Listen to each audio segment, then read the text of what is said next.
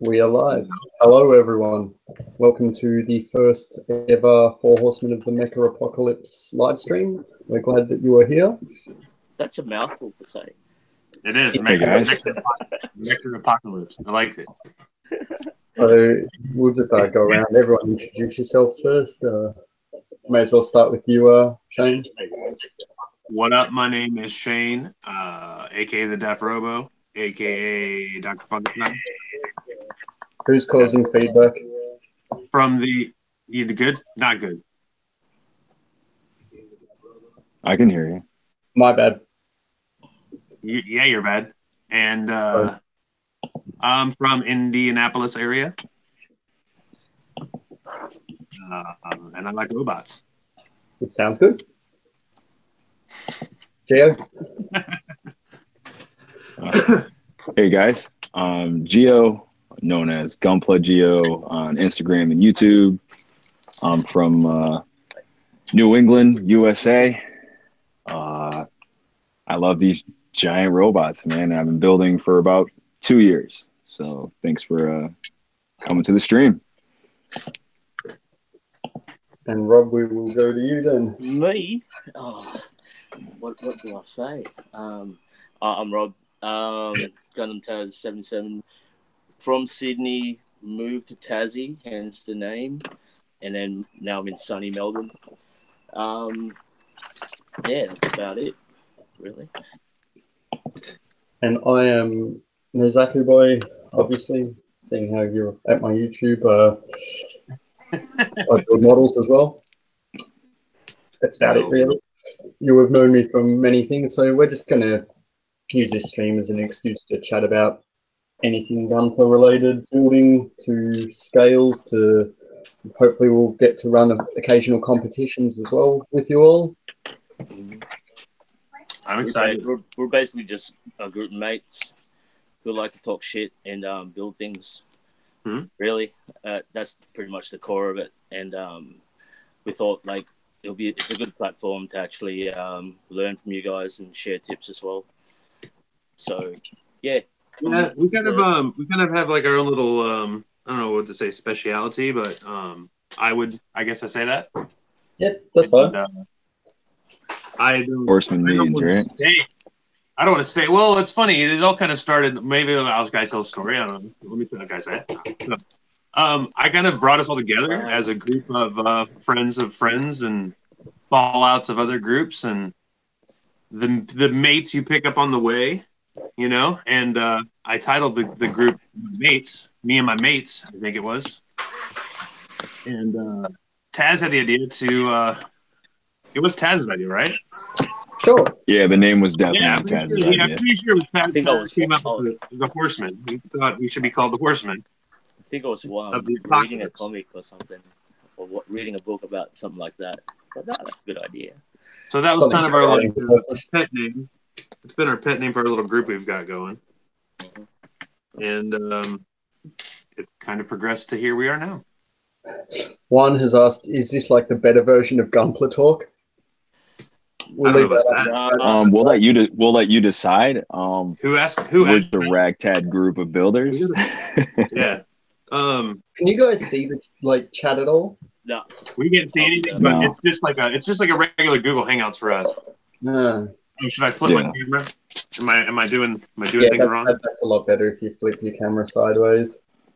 So those of you who are watching, this is a normal occurrence for the Horsemen. The four of us, we do our best to try to meet, and we've always spoke, hey, we should totally do this live. Like if Instagram allowed us to do a 4-way chat, we would do it live. Unfortunately, YouTube is the only way we can do it. So I'm not sure.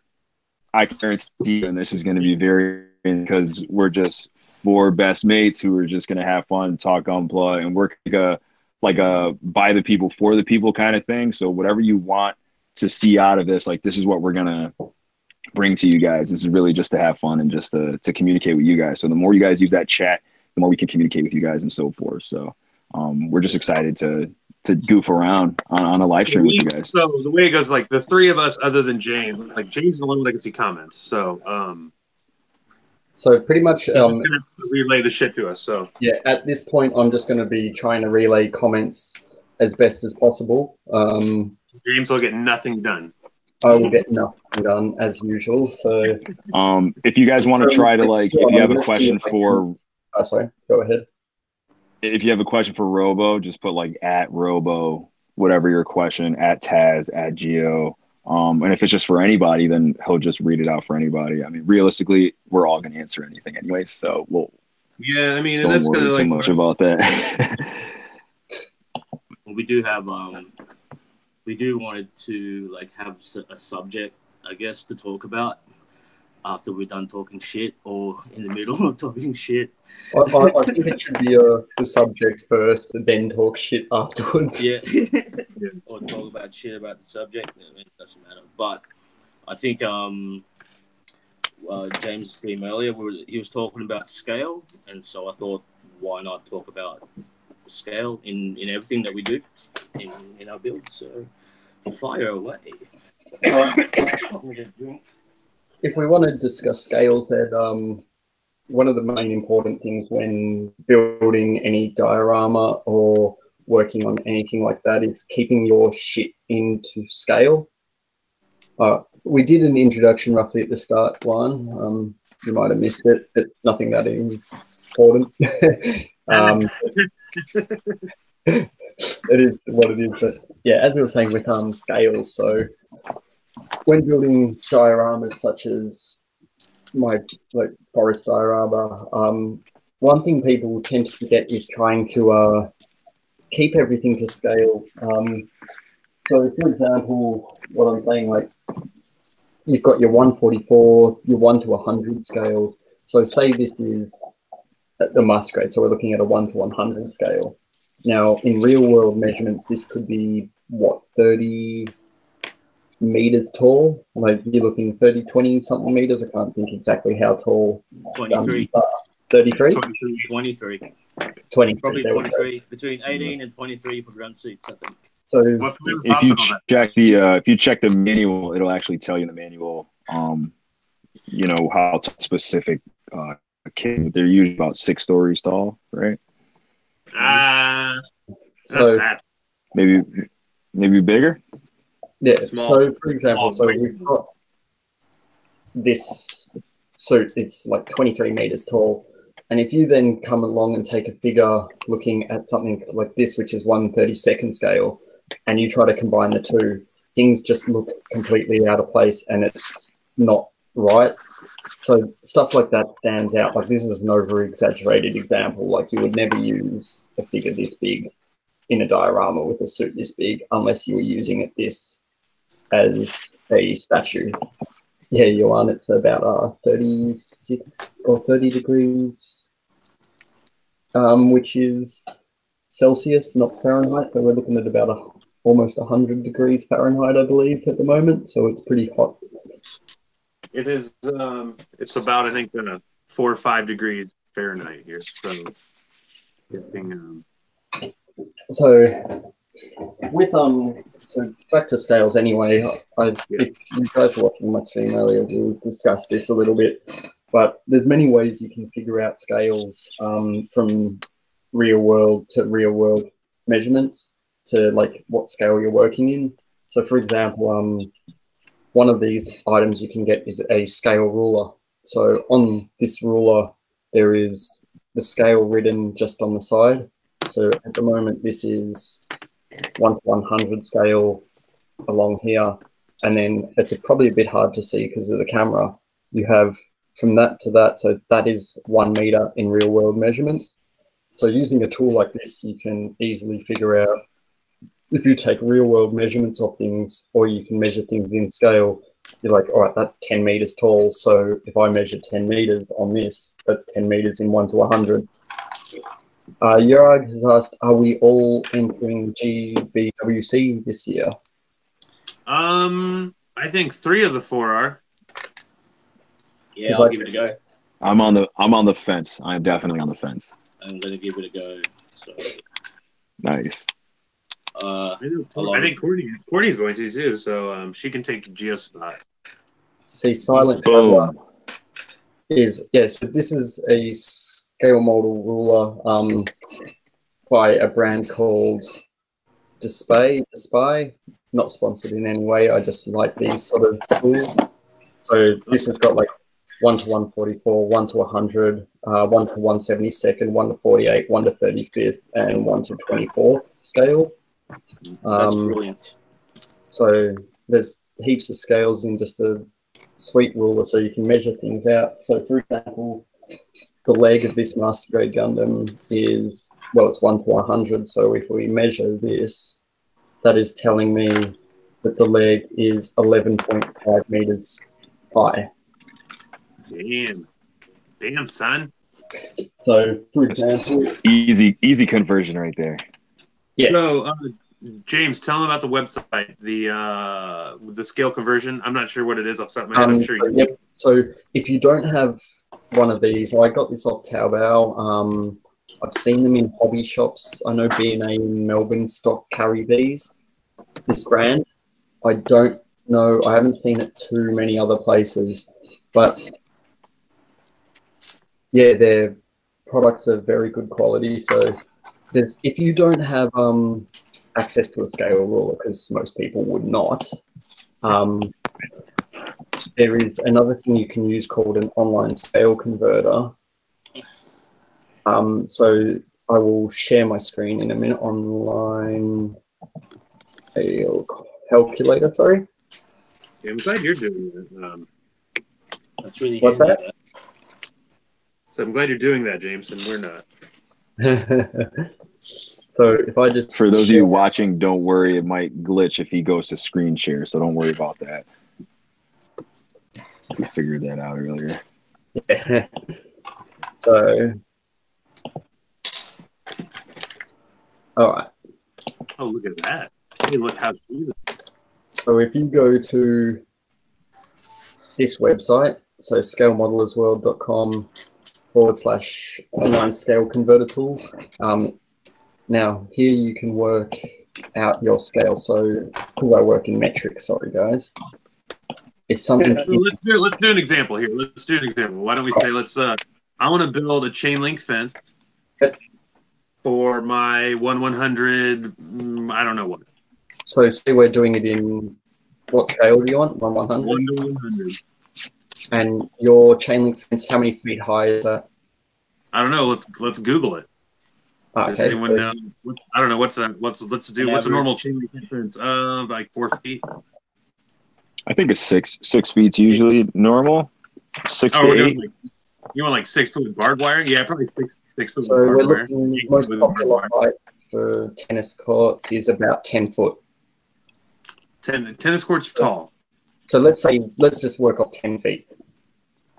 And so if we take... That's going to be really easy at a 1/100 scale. If we were... Let's do it for a high grade size. Let's do it for our Gelgug right here. All right, so 1 to 144? 1/144. Yeah. All right, so 10 foot in 1-to-1 scale, and we want to convert that to inches, I guess. So that's 0.83 of an inch would be 10 feet in 1 to 144 scale. So by using like this, and for the Australian people watching, you're looking at 21.17 millimeters. How many millimeters would it be? What's that, sorry? How many millimeters? 21.17 is 10 foot. So another example, say the average person is 6 foot high. You're looking at 12.7 millimeters in 1 to 144 scale. So by using like a calculator like this, by using a scale calculator, you can easily figure out your sizes.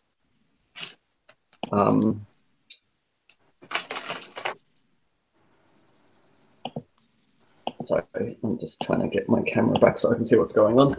So yeah, by looking at that, the figures. Okay, so what I just did is, sorry to interrupt. I just made an aluminum fence post. Okay.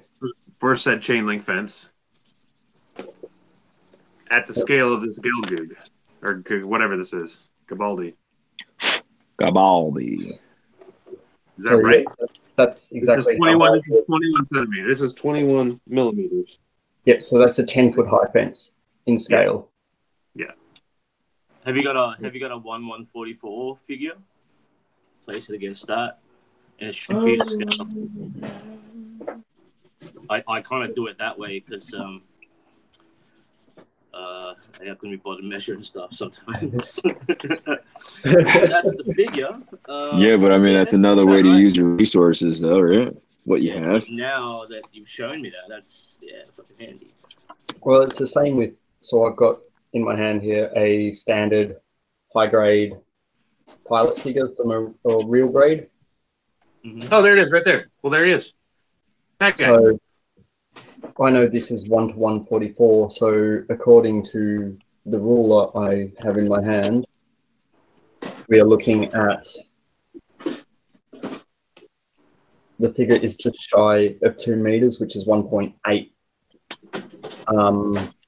Like roughly 1.8 meters, which is 6 foot, give or take a couple of mil. So the figure pilots that come with the models are generally bang on to scale. I have discovered, so at the moment, as the Four Horsemen, we're having a Gabeldi build swap, and the manual that says the height of this thing is actually incorrect with the scale it is by a little bit. Like comparing it to the ruler, this is actually smaller than what the scale says it should be. Oh, really? Yes, it's very close, but it's probably a meter or two out.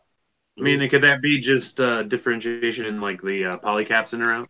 Possibly, because I measured it, but like the scale comes up to his neck. So it's taller, sorry, than it should be. It's taller than it. Oh, okay.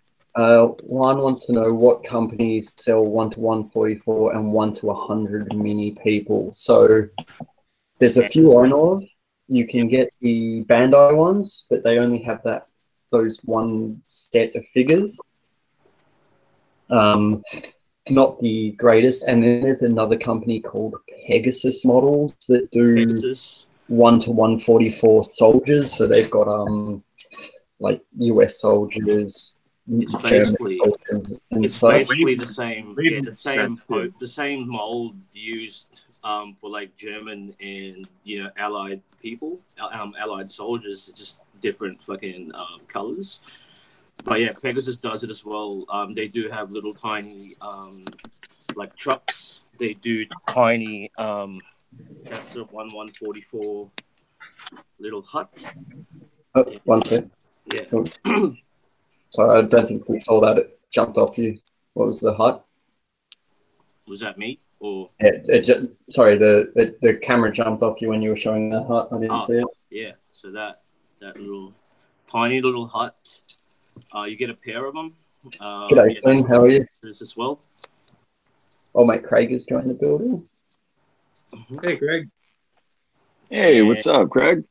Hey, so we'll hopefully soon work a way that we can all see this chat. Because I'm terrible at reading. Wave makes a set of people also. Like, did you Which see that one? Wave? Oh, yeah, there's wave figures. So N scale is not exactly 1/144. It ranges. So one's just asked, what about railroad stuff like HO and N scale? 182 or something there? Yeah, so HO is close enough to 100, but it's a bit bigger than it should be. It's generally not too noticeable in your dioramas, though. Whereas but here's the thing with scale, and this is the thing that I've come into to play. So if you're creating an environment, okay, you have the scale ruler, right, and you have the conversion kit, but you want to create an environment where everything looks to scale. You don't want to start mixing scales. So if you have a figure that's HO scale and you want to put it up against a 1/100 mobile suit, it's going to be off slightly, right? But you don't want to make the environment look. You wouldn't want to scale the environment to 1/100. You would want to scale the environment to the figure. So figures look at place, right? So you have a consistent. So the only thing would be out of place was the mech, but you wouldn't notice it in scale because it would just seem slightly smaller than it would. Yeah. I mean, I think just the human eye, we know exactly how big something should be in relation to ourselves and not the robot. So I think if you're going to cheat or you're going to be a little off, you're 100% right. Scale it to the figure and not necessarily the mech, because that's going to be easier to fake. Yeah, I mean, you always want to scale it with a reference point that ever you know. Who knows what a fucking giant robot is in scale. Yeah, well, that's a good thing with most of the robots is unless you have a human element, no one would pick it. But as soon as you start throwing figures into it, that's when it gets confusing. That's what were those? Yeah, that's the problem with a lot of people. They'll put mixed scales, or they'll do something that's really out of scale, and it So that makes sense. But if you scale the environment and figure, it would blend well with a large mobile suit. Mm-hmm. So, and also as well, it adds perspective to little dios, even just vignettes. It adds size to your kit, just having a little figure next to it, if it's the scale and shit. So, for instance, this how do I flip my camera? Flip. Let me know when you're ready. So, for instance, just a little that thing there. So you can see how big this tank is, because that's in 144. What's that saying? Yeah, so that tank and that figure and that building are all to scale. They are in the correct scales. Yeah. And so you guys can see how big this tank exactly. Like, if it's in real life, like, it's huge. It's ridiculous. Where this is a 144 tank. Oh, nice! Wow. So it's tiny. And I kind of mentioned this before, but adding these little elements it brings up to man. So it helps. I kind of mentioned it before we jumped on. Is also a really big thing. At the end of it, like, if you want it to look like, if you don't have that dial, right? So if Taz just took a picture of that without the little figure and without the HUD, you really know what it was. You'd be like, oh, this is just a tank. You really have an idea of what it is, right? So go ahead. Yeah, keep going. Sorry. So you also want to keep into account, if you're going to do a work in progress, right?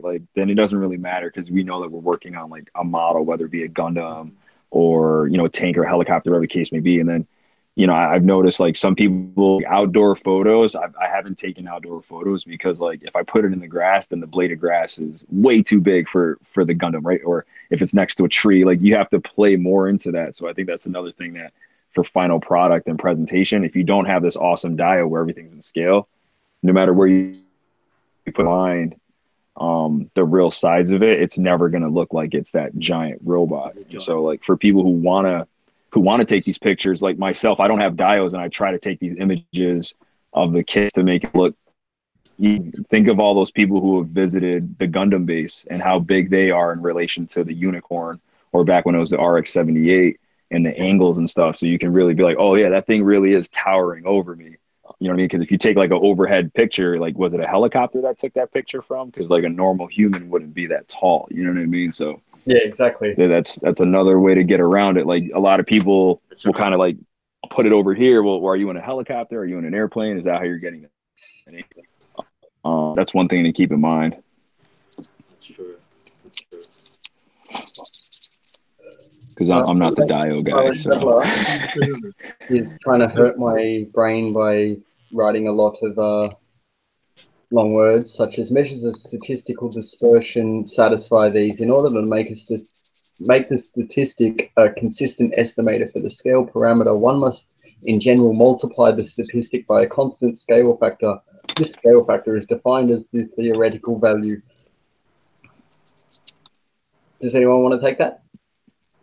Yeah, so if I dumb it down, that kind of seems like we need to create one standard of measurement, right? So create one standard of measurement throughout your kit, whether the measurements it's going to be the human, and using that standard of measurement, go ahead throughout your dio and your full process. That's what I was able to break out of that in normal talk. And if I'm wrong, I won't know because I can't read the chat anyways. You gotta say that again. No. So pick a standard of measurement. So are you going to measure it off of the Gundam? That's an interesting comment. Well, it's the same. I was asked a question before as well on finding the scale of something. So yeah, there you go. I use the example of this car. So this is a 69 Dodge Charger model that I have, and I don't know what the scale is of this. So to find the scale, what you can do is take a ruler and just measure the length. It's a measurement I know I can find. So if I go, that's 123 centimeters or 123 millimeters long, I can then jump online and go to do a Google search, and we'll go. So I'll share my screen again so you can see me work this out. Work it out. Work it. Do it. So if we share that screen. Oops. All right, so if we go 69 Dodge Charger length. So in length it is 5,300, so 5.3 meters long. So if we go meters and go 5.3 meters in 1-to-1 scale, so in 1-to-144 it would be 36, which I know we're looking for. Sorry, what did I say it was? 123 odd. So I can just go through. So 98 is 154. So 45 is 117. So that's very close. So 123 is what I said. So this model of this car, by using just this scale calculator, I know what it is in the real world. I know what it is in my hand, and I can actually measure to find out this would be 143 scale. So stuff like that is the way you would figure out a measurement. So obviously, if you don't know millimeters, you'd be using foot or inches or whatever measurement system you're comfortable with. But Geo, you understood that perfectly as well with your explanation. Awesome. Okay. Yay, Geo, get this guy's name. So pretty much if you can tend to stick with the scale, so no matter what sort of models you build as well, whether you're building Gunpla or fucking livestock for all you care in 1/35th, if you can work this and build to scale, your diagram tend to make a lot more sense. Taz, where's your mecha with Alberta in it? Oh, perfect example right here, guys. Thanks for joining, Silent Traveller. It has been a pleasure. Thanks for hanging. I don't know who that is, but thank you as well. Either do I, but thanks for coming for the ride. Oh, I dropped the first piece of the night, boys. Yeah. Sacrifice to the carpet gods? Something like that. You got concrete? Yeah, I got concrete, so I'm going to find it, but I also have a little bit of a mess underneath me, so it'll take me a second to get it. So don't mind me while I start doing some contortionism over here. Cool. Keep you limber, man. All right, good. All right, Taz, let's see this bad boy. oh! Got my glue. Sorry about that, man. I'll flip. Alright, so we'll see you soon. This is Alberta. We all relatively know the size of what a duck is, right? I mean, just kind of in our own spatiality. So there it is. I mean, so that thing is that big. That's 1/35. So the grass was actually a bit too tall, so I had to trim it. and the water spilled over there, so it became moss. But even as moss, that's too thick. That really should, in 1/35th, I think it should be finer. So that's totally an accident. So ignore that. But besides that, yeah, that's relative to a human size, because that suit is kind of human size anyway. Like a human does pilot that. So 1/35th dude. It's more of like a. It's more of like actually more of a suit. Like So a 1/35th size adult would be, yeah, that's about right. Found it. George wants to know how you scale water, Tas. How do I scale what? Water. Well, Do you want me to take that? yeah, take over with that. You don't need to. I think The simple answer is scaling water, like you just pour the water. yeah. The only thing you ever want to scale is maybe the ripples, but not really. Maybe like if you're doing waves, yes, I would scale them. Of course you say that, Flynn. Anyway, but so Flynn has just asked how you apply the Bofa scale. The Bofa scale? Oh, yeah. No, you apply the Bofa scale on everything. I'm pretty sure you apply it by taking a squat, yeah? Yep. Yeah. Anyway, you always divide by BOFA. Like that's how you do that. And you carry the one, you divide by BOFA. You carry the one, and divide by both. Divide by BOFA, carry the one. But I think, yeah, James is right. Like, as far as water goes, the way you'll scale it down is to, the waves and the ripples. I think it'll be down to that. Because you can't, water's water, like, you know what I mean?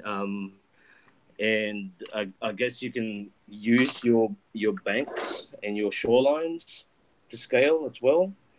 You can use that. Well, I think that's what we should talk about too. I mean, it's like, just like the terrain of a scale model. Yeah. But you go to a beach, a sand on a beach isn't going to be the same sand on a beach that in our scale, in a sense. So, I mean, we would need like micro sand, right? Exactly. Like, so, do they sell micro sand? I mean, can you get particulates that are smaller than sand? I don't know. James? Yeah. Sorry, I just missed that. He said particulates. Particle fucking expansion. I don't know. Particulates. How about that? Is that better? Yeah, you're right. Like for instance, the pebbles on the sand texture that you might use in a 1/35th is exactly that. Like it looks good on a 1/35th dio, but if you might put it on a 144, it might still be a bit too coarse. Yes, it is in 1/35th. So it has to be small. Like if it's grains of sand, it has to be smaller. It has to be scaled to this guy, not this guy. Exactly. So, like if you look at if you've ever been to the beach and you like sit down, the sand grains to your eye are quite large. But if you're scaling that to say your tank and you're using like a grainy sand, it looks wrong every time. Whereas you want essentially a powder at that scale. Put it in the room. I'll get it later. Put it in the room. So but that's it. About as far as like I think scaling water, it's a body of water. I don't think you can actually scale it down, but to scale to an environment, I guess is up to the ripples and the waves, and so you do it. Cool. Yeah, so like pretty much essentially, if Taz did a sand dio for that tank, I'd be telling him to use like grout and plaster to make his ground base. I wouldn't like ever say use a sand or it'll look wrong. Limestone, what's it called? It's like limestone dust. Yeah, pretty much. Limestone. It's so fine. It's almost like talc, but it's actually like limestone colored. But it's if you get it wet, it like hardens. But I think I was thinking about using that in a 1/100 dio. So have you guys got any other questions on scale or want to point out anything on scale while we're here? I'm just trying to think if I've got anything I can show. Well, here, do you want to? What would you say? Go ahead. Go ahead. You go ahead. Well, I'm just gonna say, like, so we're talking about building to scale, but like, Taz, you weather to scale, especially when it comes to chipping, streaking. Like, what would you say as far as that? Like, what nuggets can you give us as far as saying, like, hey, like a size a paint chip would be this big or that big? It totally depends on the environment and if it's just static or what type of movement it's doing, where it's moving, how fast. It all comes down to all them little bullshit little details, right? But if you keep that in mind, it'll make it look real. And so, like what James and I was talking about before, like Gundams are like 18 to 23 meters tall. Depending on the environment, like if it's just going through like, like forest and shit like that, most of the top wouldn't be chipped as much. It depends how clumsy the pilot is, I guess. Be broke down and shit. Right. If it's in a mountain range, exact same thing. Maybe little like rock slides will chip it. But I tend to scale it to the pilot. Really. So, but that and where it's been really, and it does make it look somewhat more real, I guess. And when people say as well, like, oh, it's overdone, like, like, how can you tell if it's overdone or what's overdone when it comes to weathering or when it comes to applying chipping and shit?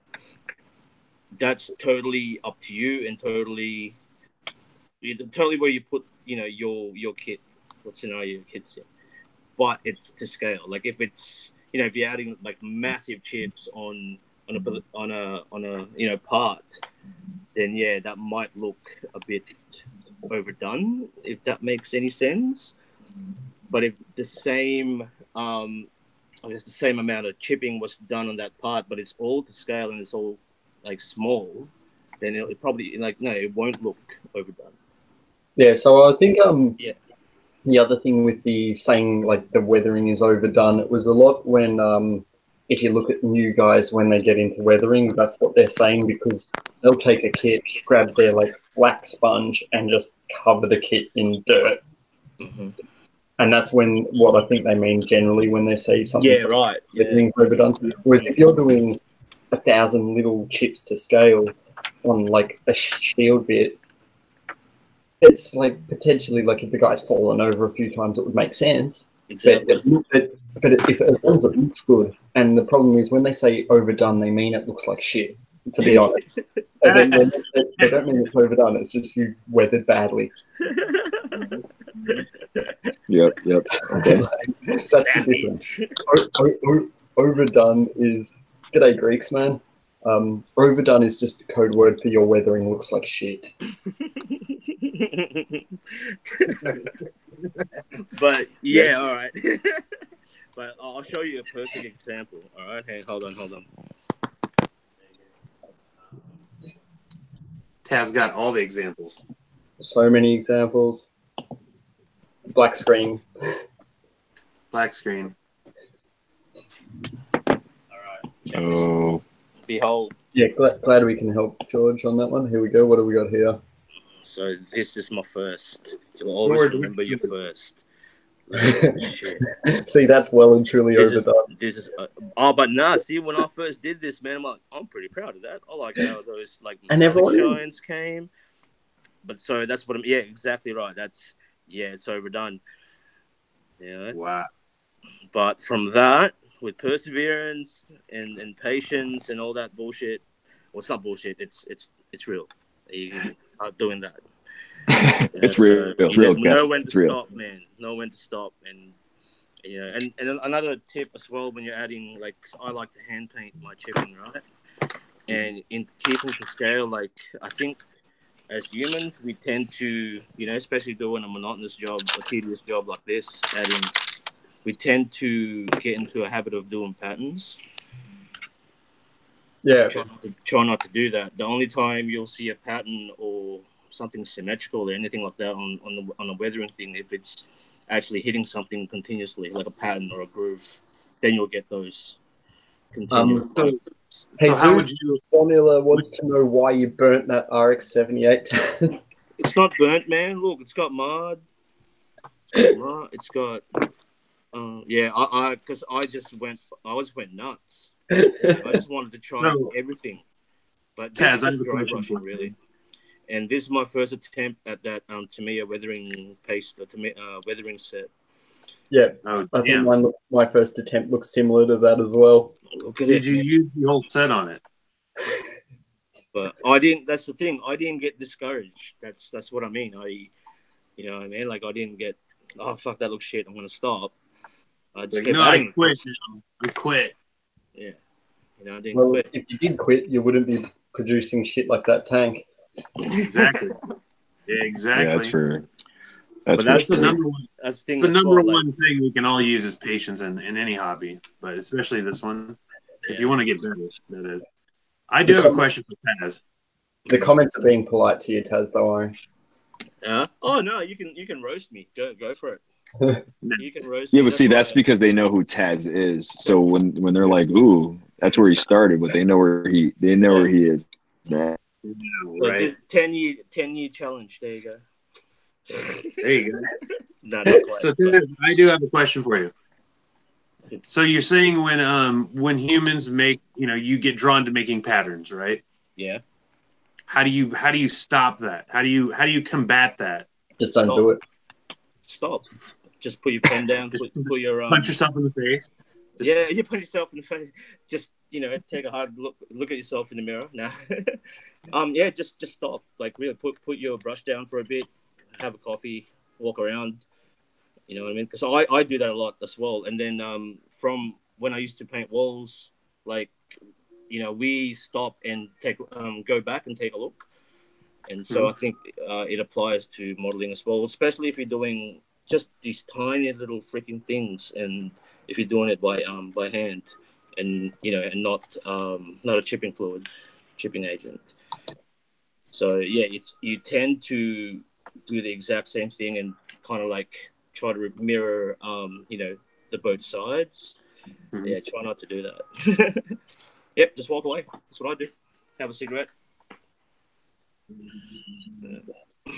Taz, what are your thoughts? What are your thoughts on people who will break a piece and then when they never had any desire of doing like a weathered kit, they're like, oh well, I guess I'll just to weathering. Like, what are your thoughts on that? Have you ever done that? Like, you ever messed up on a kit and you're like, I guess I'm gonna weather it? Yeah, sure, I understand. Like, I've done that a few times in my older builds because I'm just gonna weather that. But it shouldn't be like a habit. But if your intent, if you build a kit and you're gonna weather it, then yeah, I guess I can be, you kind of get away with it. But try not to do it. Try not to do it. But and another thing too is you gotta make it kind of look good. Like, all right, because for this, per instance, that was a mistake. That big blob there.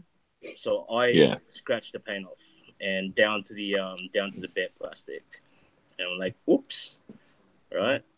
So that can't be helped. I can't really fix that anymore, like because it's already pretty much done. And so yeah, I just added a few more brown rust tones, added a bit of texture to it, so it looks like it's been there for a while, and some streaks. So there you go. But yeah, it shouldn't be a habit. But if that is your intent, whether the hell out of your kit and you make it look good, and yeah, I guess you can get away with it, man. I don't know. Very cool, man. It looks good. Yeah, that looks killer, man. So, any other questions on scale? Oh. Are we going to cover that? Anything going on in the chat? Yeah, Jimmy? In the chat, Jimmy. What's going on in the chat, Not people? too much. Nothing that exciting. Well, I'm gonna take. Do you guys in the chat have any questions? Want to know anything else about scale? Our thoughts? I'm having trouble with the scale. Oh, I've got one too. After you. So, I'm trying to make a scale inflatable tube man.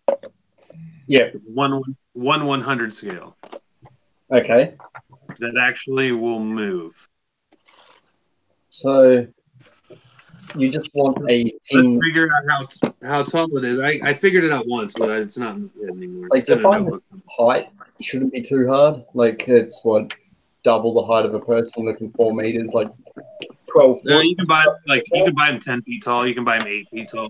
All right. So say you buy this. So the only thing you then need to do is get the circumference. But the problem is doing an inflatable tube man to scale. Whatever. That's the easy part. It's finding the fabric and setting up a fan. I'm not going to use a fan. I don't think a fan would move it. It's you like Jimmy. Like figure like the circumference is tiny. It's yeah. It's going to be. It's like a drinking straw, man. Yeah. It's going to be that small. But it may be less. You would have to hide a fan inside your diorama and get a straw so the air would blow through the straw out the bottom of the diorama into your tube man. I'm thinking air, taking the air out of it completely. Oh, so you want it like not moving? I do want it to move, but I'm not going to use air. I think I'm going to use muscle wire. It's not gonna. It doesn't have to flail like it doesn't have to flail per se like I don't think we'd even get them. I don't think I get the movement of a tube man in scale with air. You know what I mean? I think you could. I don't know. You could just try it and see how you go. I could try it. I have muscle wire though too to try. I was looking at exhaust fans. I could get a fan the size of like a nickel. Yep. Yeah. You could make a fan yourself too. I could. So I've got like plenty of tiny motors in my like electronics box for all that sort of thing. And all you need to do is just get that motor, tell it to spin, build a little plastic fan that's really small, bang, instant tiny fan. There's something to think about. I was thinking about making it out of like a trash bag. Can you get like go to like your local fabric shop and you should be able to get like really thin, almost plasticky, like a cloth fabric might work as well. The only thing is that paper material you get like those crown hats, those paper hats from that. Like a Chinese yo-yo? Like tissue, like a... like the tissue paper from like those bonbons at Christmas. Yeah. That might work. Yeah. But sculpting I'm thinking, how do you seam it together, right? So if you got like fabric and you sewed it, it would be like so much... You couldn't stitch it. The stitching would be way out of scale, man. Don't stitch it. Glue it. Glue it, right. So you glue it, right? Yeah, you'd have to glue everything. But even the fabric would be out of scale in a sense, because you're basically going to be making it out of the same thing it's made out of in real life. Yeah, but have you ever seen the little trash bags I made for my paddleboard diorama? No. So they were made out of real trash bags. Well, awesome. Yeah, so like I've just used real trash bags and then cut them. That's why you're no Zaku Boy. And just used a lighter to melt the sides together and filled them with paper, twisted them, and they look like the real thing. Well, I need to make a tube man. Cool. You should. Well, what was your question then, Taz? Hey? You said you had a question? Yeah, we talked about this last night briefly. Panel lines. Doing your own panel lines to scale, though. Like, you know, is it the same? Like, I'm assuming like everything's going to be down to scale, even the panel lines, right? Correct. Yeah. So with panel lines though, it's a little bit more of a grey area because the hard thing is, say, like for example, I've put a panel line scribed across here. Now I've done it with a 0.1 chisel, but if we go like 0.1 of a millimeter into 1:144 scale, so if we go that's millimeters, tiny, man. 125 millimeters in 1:144 scale. So I'm just using that calculator to quickly work this out now because it's easy. In millimeters in 1:1 scale. Okay, so there you go. So 0.125, which is the standard chisel I use for oh no. so this chisel here, 0.125 is tiny. And that is officially, that means the panel line's this big. So it's 18 mil. You're looking at like that big of a panel line in real life. So if my car had like gaps that big, I'd be pretty pissed off. That's true. Yeah, I understand. So when you see all those notches, people will use like 0.4 mil chisels, and so you're looking at notches like this big in real life. So like you can generally get away with scribing. So you use the smallest one you can for notches. A lot of the scribes are just for aesthetics purposes. The like scribes and stuff aren't going to throw off your like scale when it comes to diorama and such. But I'll still one, but like, yeah. That's true. Oh, that's a good idea. My whole, You're right. I just spilled my whole Tamiya extra thin cement all over my cutting mat and on a couple pieces. So that's annoying. I wish we got that on film. I think I missed it. I watched it happen. Oh, I wish. Yeah, it did hit one piece. I'm gonna have to now sand all the. I've seen this sweet tool you should get. I'll look it up and screen share so you can go buy it. Look for yourself later. No, it was a goof. It's a super glue applicator. Bet money he's gonna tell me to get it. Oh no, this is better. Is it a bottle holder? Yeah. Really?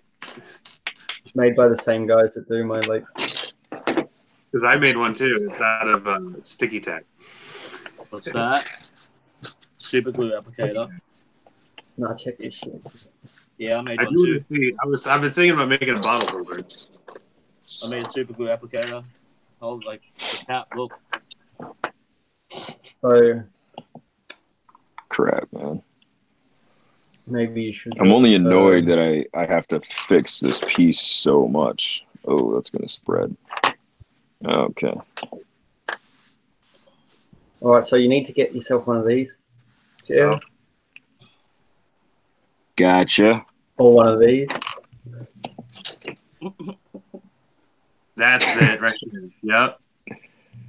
It's probably overpriced and whatever. But here's the thing, though. Here's the thing that none of these bottle holders do, James. None of the bottle holders, when you get the glue, when you get to the bottom of the glue bottle, you need to tilt it on its side so you can get the last bit of glue out. No, it doesn't. Those handles extend. The Tamiya handle extends? The handle extends. Pull it out a bit more. You fucking cocksucker. Are you serious? Yeah, just grab the end and pull it out a little bit. That's what she said. Can you show the people watching the stream that? Oh, my bad. So, what do you do when you're... Well, okay, well, this is fine. With the Tamiya, it works. Okay, well, it doesn't work with the Deluxe. So I'll come back to that, you bastard. Look. So, yeah, you can literally take the tip out. And extend it longer so you can reach the bottom of the bottle? Will it reach the bottom? The more you know. The more you know. I'm just helping you. It may reach the bottom now, James. It might. It's not the end of the world. I did get it on this I only got it on one piece that I didn't want to melt, so I'm just gonna have to sand where like the extra piece got melted. So Hey, I gotta get this nice and shiny. It does not have an extendable applicator. But who the hell buys plastic magic? I do, because it's fucking magic. In all fairness, though, it does come with a secondary brush that does let you get all of it out.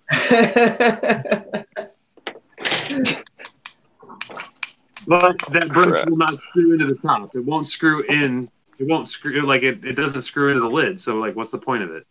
If it makes you feel any better, the Mr. Cement S doesn't either.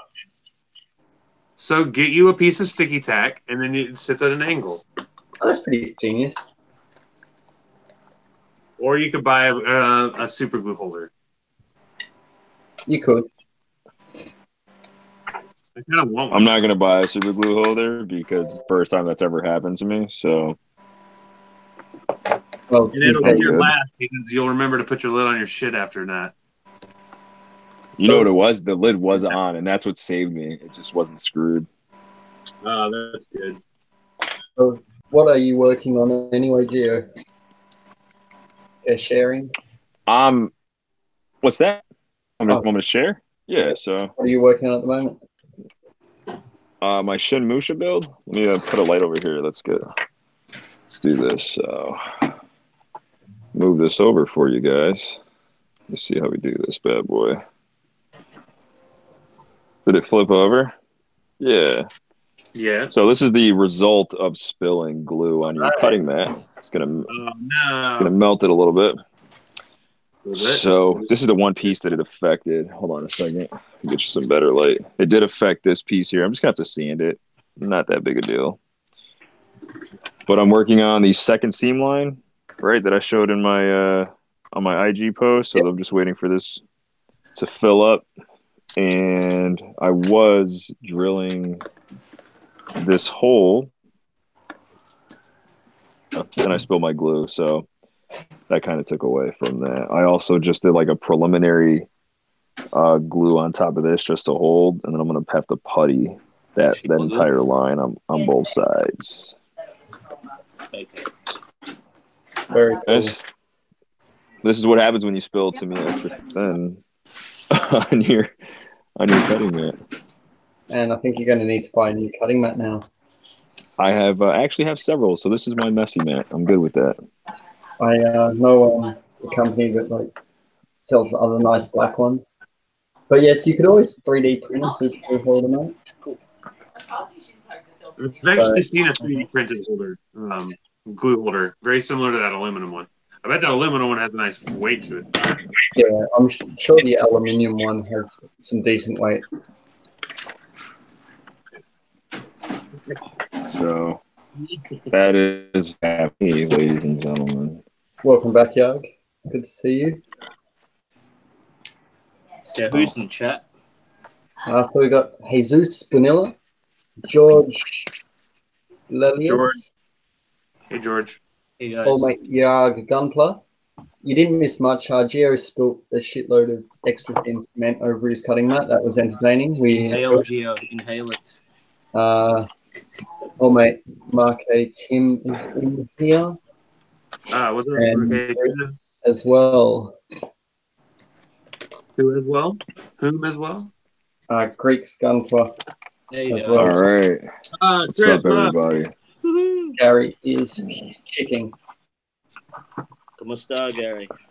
The only people that can see the James is the only one that can see the chat. Yeah, sorry, I can only see the chat, and I'm terrible with your actual names, so forgive me for never remembering. You're not Greek, it's fine.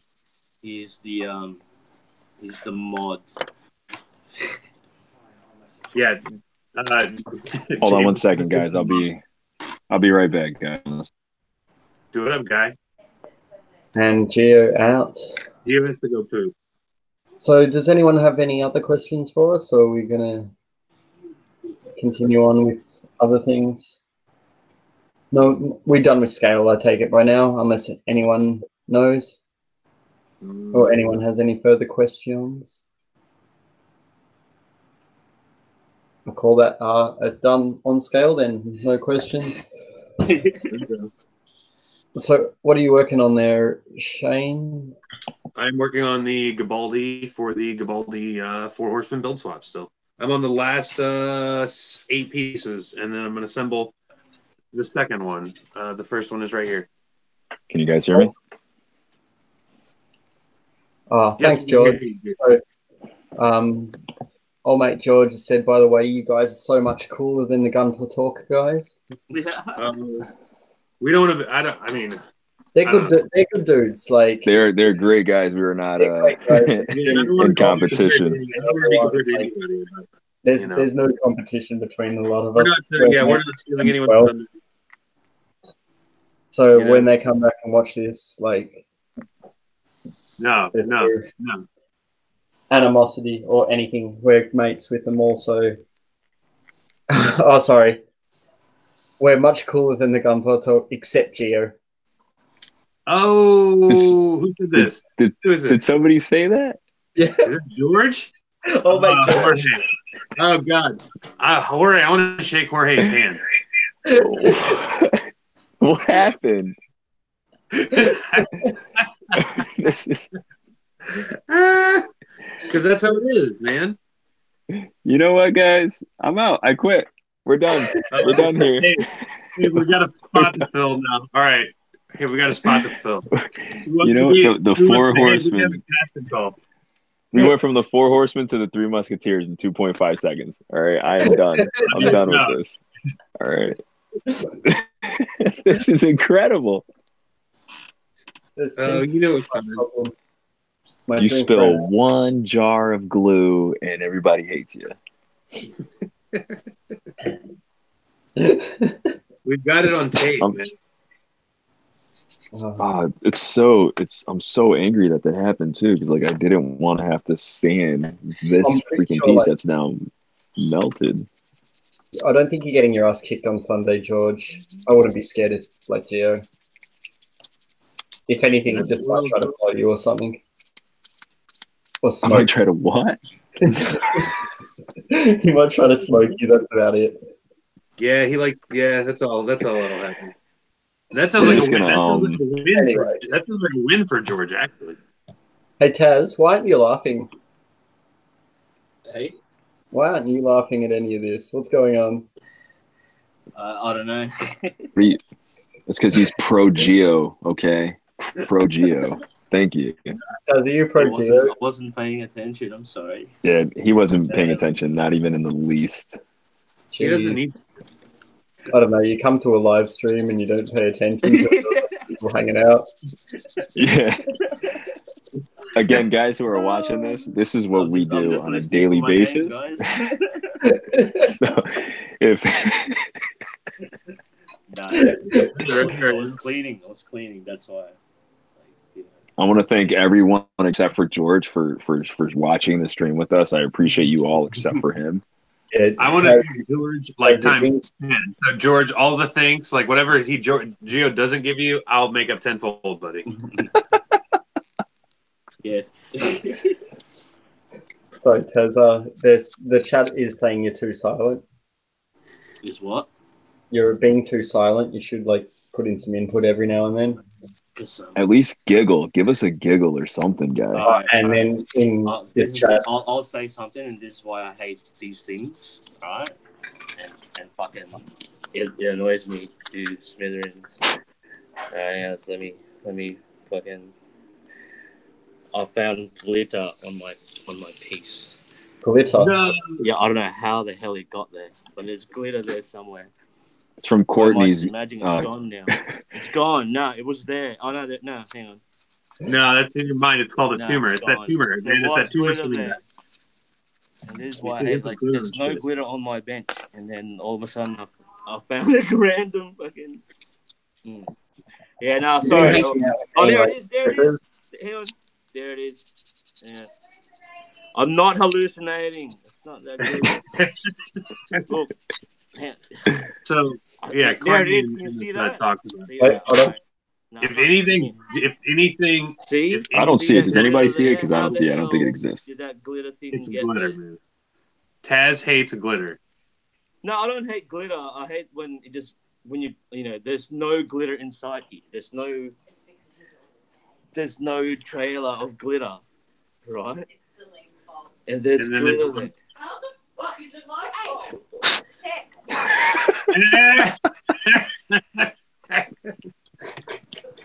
My apologies. You know what I mean? There's always one. Hey, you know what? At least it's not sealed. At least you don't have it top coated yet. No, it's not top coated yet. But there it is. It's shimmering. I see it. I mean, we all see it. There's glitter on that. Sorry, mate. And that glitter. Speaking of scale, that glitter is huge. That glitter is probably like this big in real life. That glitter. Yeah, I can't. See, it's gone now. Oh, wait, no, it's still there. So. It was never there. That's why it's gone. No, it's there. We saw it. It's there. Purple. Yeah, it's like maroony purple. I haven't even opened it. Yeah, I know. It's right there. It's sealed. That's what I mean.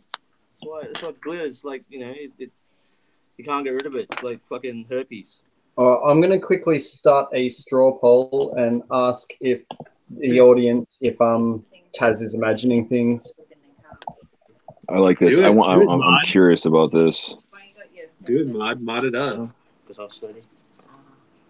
Some gangster. So we're just going to start a poll and see if Taz is imagining glitter. Sorry, what? I saw the glitter. I saw it, but I might be the only one that was actually looking. I saw it too. I'm like a bloodhound with glitter. Hey, like I'll spot that. Like my vision's not that great, but I see glitter fucking for miles, man. Telescope, like there it is. Look, like fucking 20 meters away. Spot that shit. From 20 meters. That's the thing. It's. That's what M said. M said he'll be just sitting there doing nothing. And he'll be like, "Stop what he's saying." Like, see, there's some glitter. Where is it? And I'll take it. No, it's gone. It's gone. It was there though. It was right there. And where are you gonna take it? It was where right. Where are you gonna take it? Are you gonna take it outside? It was right there. You flush it now. Hey Jimmy, when Taz is done hallucinating, you want to tell people what our plan is to do with this kind of stream thing? Hold on, I'm just pasting this into the chat right now. We have a plan. We'll go to this straw poll, please. And we're just going I'd like to know the plan. Screen share. I want to add more mud. More mud. More mud. More mud. Oh. All right, so if everyone can please... How many people are in said chat? Oh, nice. So if everyone just follows that link and one vote so far. Yeah, it's not. Oh. Uh-oh. We got 4 votes. I'm telling you, there was fucking glitter, guys. I saw the glitter. You guys saw the glitter. I need a vote. I don't buy it. Not even a little bit. Oh, it's getting there.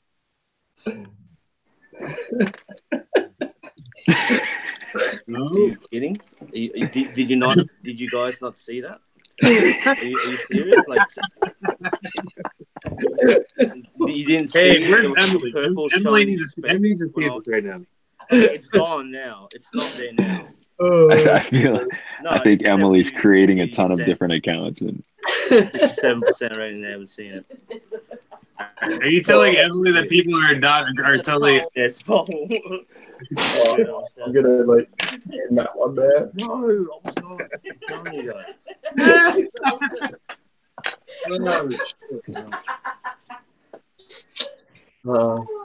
Wait until I do Disco Stew.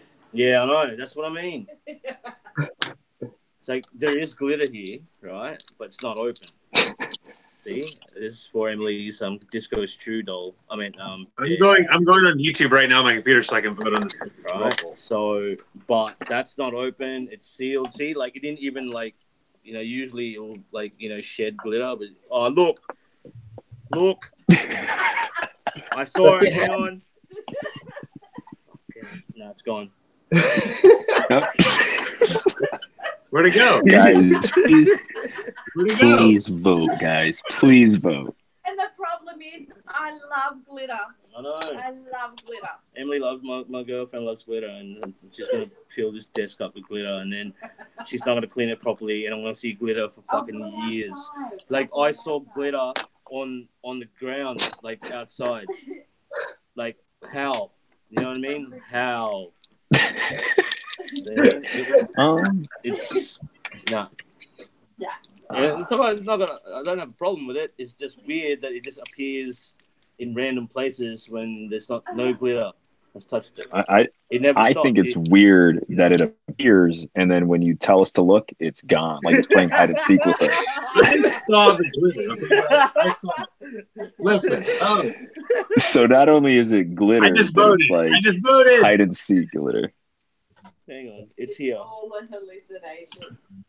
You may have just voted, but it's still 57 to 43%. Oh, it is. I saw the glitter, guys. Oh, See, Whatever. Shane saw it. whatever. Shane saw it. He saw it, and I swear it'll still be there somewhere. It'll be in the room. I I'll see it. I will spot it again, and I'll show you. Do you And then have it'll glitter disappear. all over your house? Anyway, Say what? that's the core Do of you the have chat. glitter all Look over it your up. house as Am I well? seeing things? There's fucking glitter everywhere. I said, do you have like glitter covering your house as well, Shane? Well, Studying. it's mostly glossy. No, I do have, but there's glitter everywhere, but it's fine. I could point the camera down at the floor right now, and there's glitter in the cracks of my hardwood floor. Can you show us glitter so that the people in the chat actually see what glitter looks like, since we're not seeing that on Taz's screen? Would you be willing to show us like a reference? See, look, right? it's here. So But it's like sealed. imaginary glitter and then See, it's real sealed. glitter. We should be able to see that. See, it's Let sealed. me flip. Let me flip. It's sealed, so it should not be anywhere at all. It's not open. So, That's I why see you voted glitter. it's glitter, because I can't see it there either. yeah, fuck it. Is it not picking it up? Can you see that? It's a Mandela effect. So, yeah, sorry. There we go. Oh, that's glitter. It's glitter, goddammit. That's pretty cool. Yeah, that's glitter. Yeah, that's awesome. Disco Gog. Yes, Gog. All right, so Disco Gog. there's a piece of glitter right here. Where? See it? I see that. I can see that. There it is. But now it's gone. Now it's gone. You've done well. All right, there you go, guys. There was some glitter. Speaking of glitter, Here we go. no, I was gonna ask, like, Zeonic uniform, right? That'd still be like olive drab. I take it. It would still be olive drab, right? It wouldn't be brown or anything. like that. OD green. Well, not brown, like for in the desert anyway. You guys know. So do they have like a special desert like fucking uniform? Desert uniform? Yeah, for like Xeon forces. Or are they just strictly just green in every? What's that desert? What's that scene where they're all like in igloo? Is that right? in like? Is it an igloo? Yeah. I don't know if they have desert or not. I know the tank drivers have like wear gray anyway from the igloo. But this guy looks like an officer. So, Geo, What do we got, boys? yeah? Say that again. So What's we're up? going to go over the plans for this whole stream. Yeah, I'd love to discuss that, because since we got some people in the chat to kind of let them know what's going on. Yeah, what is going on? I'd like to know what's going on. Well, so obviously we're doing this live because no Zaku Boy has a very established YouTube video. But if you're watching, you know that you can catch any one of us on our Instagram pages, right? So we on a regular basis will do this 4-way chat, and we can't share it with you guys. So when we do get to go live as duos, a lot of people say, "Oh, this is so entertaining. You guys are having fun." And then he dropped out. Did we just lose him? Went right out. Right out. Bye. It's probably because he had too much camera time. Yep. He's like, oh. Dropped right out. No, he is gone. And this will happen in our normal 4-ways. Yeah, so normally in a 4-way, Yeah, he'll be the first someone one to pulls go. out and they just like drop out and they're done and it's over. Yeah, leaving us unsatisfied and crying.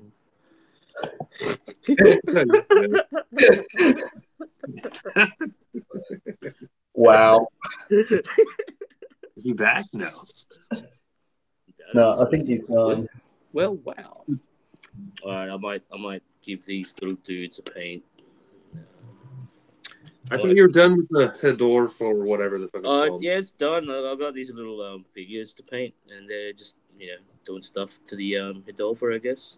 I think this guy's an officer, and I've got another dude with his arms like raised. I'm thinking of like using this little cardboard platform as a stand, I guess. So I want to see what's going on. Jesus says, when you can't go to sleep, always go watch Tas live. Yeah. And it'll put you right to sleep. It'll put you right to sleep, thanks. Right, we've definitely lost Geo. Alright. Geo's gone. He's probably rebooting. I reckon his battery died. His phone probably died. You think you'd plug your phone in for like live streaming if you're using it? Right. I mean, that's why I'm not. You can charge it now. I probably could. Geo got booted. Can you jump back in? How do you get booted? I don't know. They just don't like the look of him. Don't like the look of that guy. We'll boot him off. You said, well, let's boot him. How does he get back in? You should if you go to Hangouts, if you go to Hangouts in the like just use that link. There's a little camera at the top right. Send him an invite. Hold on. Let me just I'll send him a. He should be able to get back into the chat if he opens up Hangout. Yeah, if you open the same Oh shit.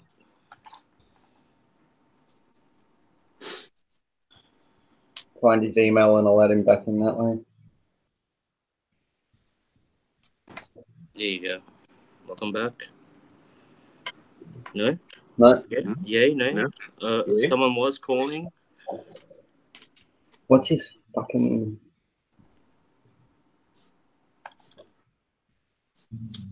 I don't know, Mod. What are you doing over there? Failing at life. I wouldn't go that far.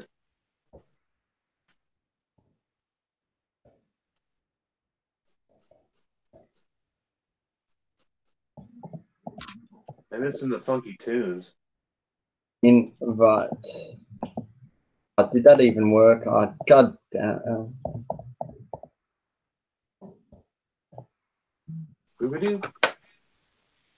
Am I back? Yep, you're back. Sorry about that. That was it booted me out. That was crazy. All right, so sorry everybody watching. What did I miss? With what you were saying. Okay, yeah. So basically the point of the 4 Horsemen and what we want to do is anything that you guys really want to discuss, talk about, and see, we want to bring it to you guys. We want to share that with you. On top of that, we would love to eventually host different build-offs, host different challenges. So this is all on you guys. So like, please, like, if you guys like hanging out and having fun with us and watching our builds, hit us up on like Instagram and DM us and let us know like what you guys want to see. You know where we're going, because we're all on the East Coast. Unfortunately, we're on the East Coast of 2 different continents. So like we could plan ahead and be like, hey, this chat was about scale. The next one could be about scratch building or painting or whatever you guys want to see. And we just make it as fun as possible. It's really, we're not trying to compete with the other, the Gunpla Talk guys or anyone else on YouTube. That's not the purpose of this. We're not trying to like pull away from anyone. We just want to make this as as informational and entertaining for you guys, because we're going to be chatting anyways. And if you guys want to share with us in that, that's what we want to do, you know? Yeah, exactly. Does that kind of make sense? No. So what happened to Taz? I don't know. Yes, it did say that he logged out. It's getting weird. I don't know. I don't know. You stream for a little bit and shit gets weird. Yeah, it seems fine for me. me. I think the glitter got him. Too much. He's back. It was the glitter monster. So yeah, like feel free to hit any one of us up if you've got topics you want us to talk about. Just let us know. Like, yeah, we will plan on doing any competitions hopefully soon. Oh, shot every 10 minutes while building, drunk building. Drunk build off. That's right up my alley. Let's challenge accepted. So if you are in the chat, let us know now, like while we're here, like what your thoughts are about that and what your missions are. Tim wants to know if we'll ever have guests as well on. That'd be good. Why not? I don't see why not. We're like I said, we're not like in this exclusive group, right?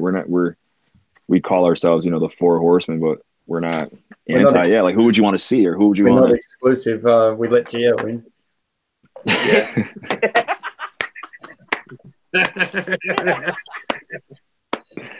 You know what? Why don't you? Whoever just asked that question, you're in. You're good. You could take my seat. You could take my seat, and then you can deal with this. All right, and then that's really what it is, right? Heavy is the crown. Like I said, we're just just a bunch of mates talking shit, building kits, man, and everyone joining on the fun. I mean, why not?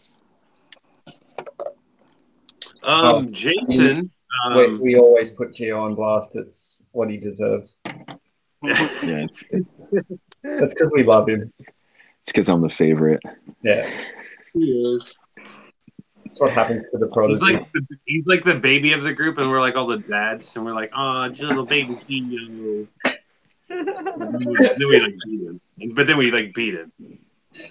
Yeah, this is the this is the only group in my life that treats me this way, so I'll allow it. Well, see, you need it. You need it. See, this is the check that Geo needs in his life.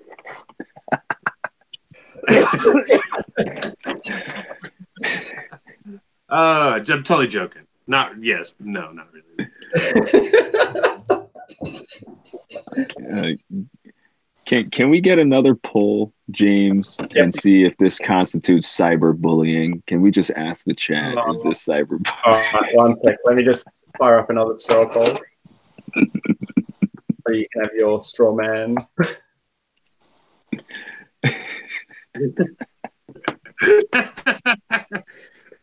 Gee, I'm sorry, buddy. Haven't I suffered enough? I spilled glue everywhere tonight. Yeah, I think he has. Is there another straw pull up? Well, I got the chat over here. I can see. Hi. I don't even know why I asked, because George is in the chat, so I already know where this is going. Yep. All right, so I'm just going to post this link and then live share this. All right, there we go. I don't even want to know what's going to happen right now. 1 second. Let me just... All right, cool. Gee, are you 21 yet? He's just asked if you're 21, Geo. Yeah, I've been 21 for quite some time now. I'm 28, guys.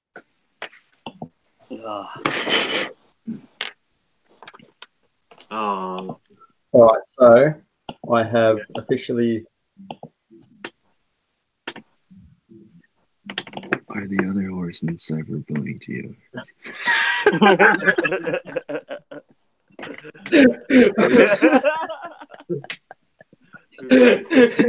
But yes, Yeah, Is it yes or yes? What's the answer? Yes, no, or shut up, Geo. I'm saying yeah. Ooh, that little yes is going. Whoever was in the chat that said yes, thank you. That just means you're being a little bitch, though. Hunter. No one said no. It was a yes or a yes. The answer was yes or yes. Yes, I know. Or shut up, Geo. Tails you win, heads you lose, like that. Don't worry, Greg still loves you. It's all right. Thank you, Chris. Good stuff.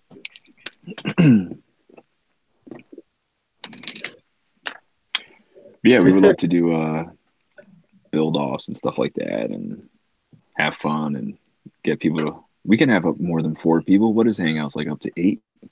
Don't know. Yeah, I assume so. So yeah, like I said, like it's probably better when it's your guys' afternoon than when it's ours. But it means we're pretty much limited to, say, a Saturday or a Sunday day for me and Taz to join. And I think we'll have to do it, like that. I mean, we can't do this shit all the time. No, fuck no. But, when we can, we can. What else is going on in the chat? No, Zaku Boy. We love abusing you, Geo. Gary says you're awesome. Who? Gary. Thanks, Gary. You're the man.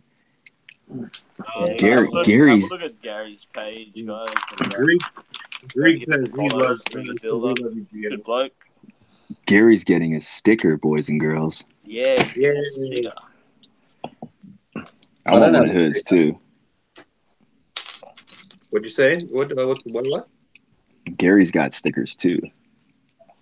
Really? But yeah, guys, definitely if you're here, check out Gary's page. It's going to be _ Gary backwards, so YRAG, and then Gunpla. He just killed that Stormbringer, and now he's trying to do a what's that giant kit that he's working on now? It's not coming. The Deep Striker. Now he's working on the Master Grade Deep Striker. So this guy's coming out of nowhere with some really cool builds. So definitely check him out. Didn't realize it was Gary spelt backwards to like right now half an hour ago. It's like Gary.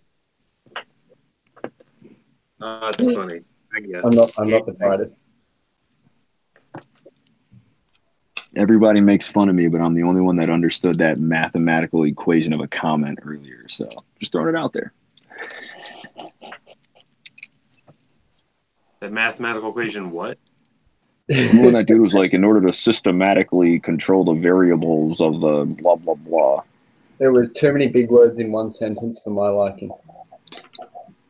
Oh. Them spy words. What'd you say about my sister? That sounds like fine words. Nah. Are you trying to insult my intelligence?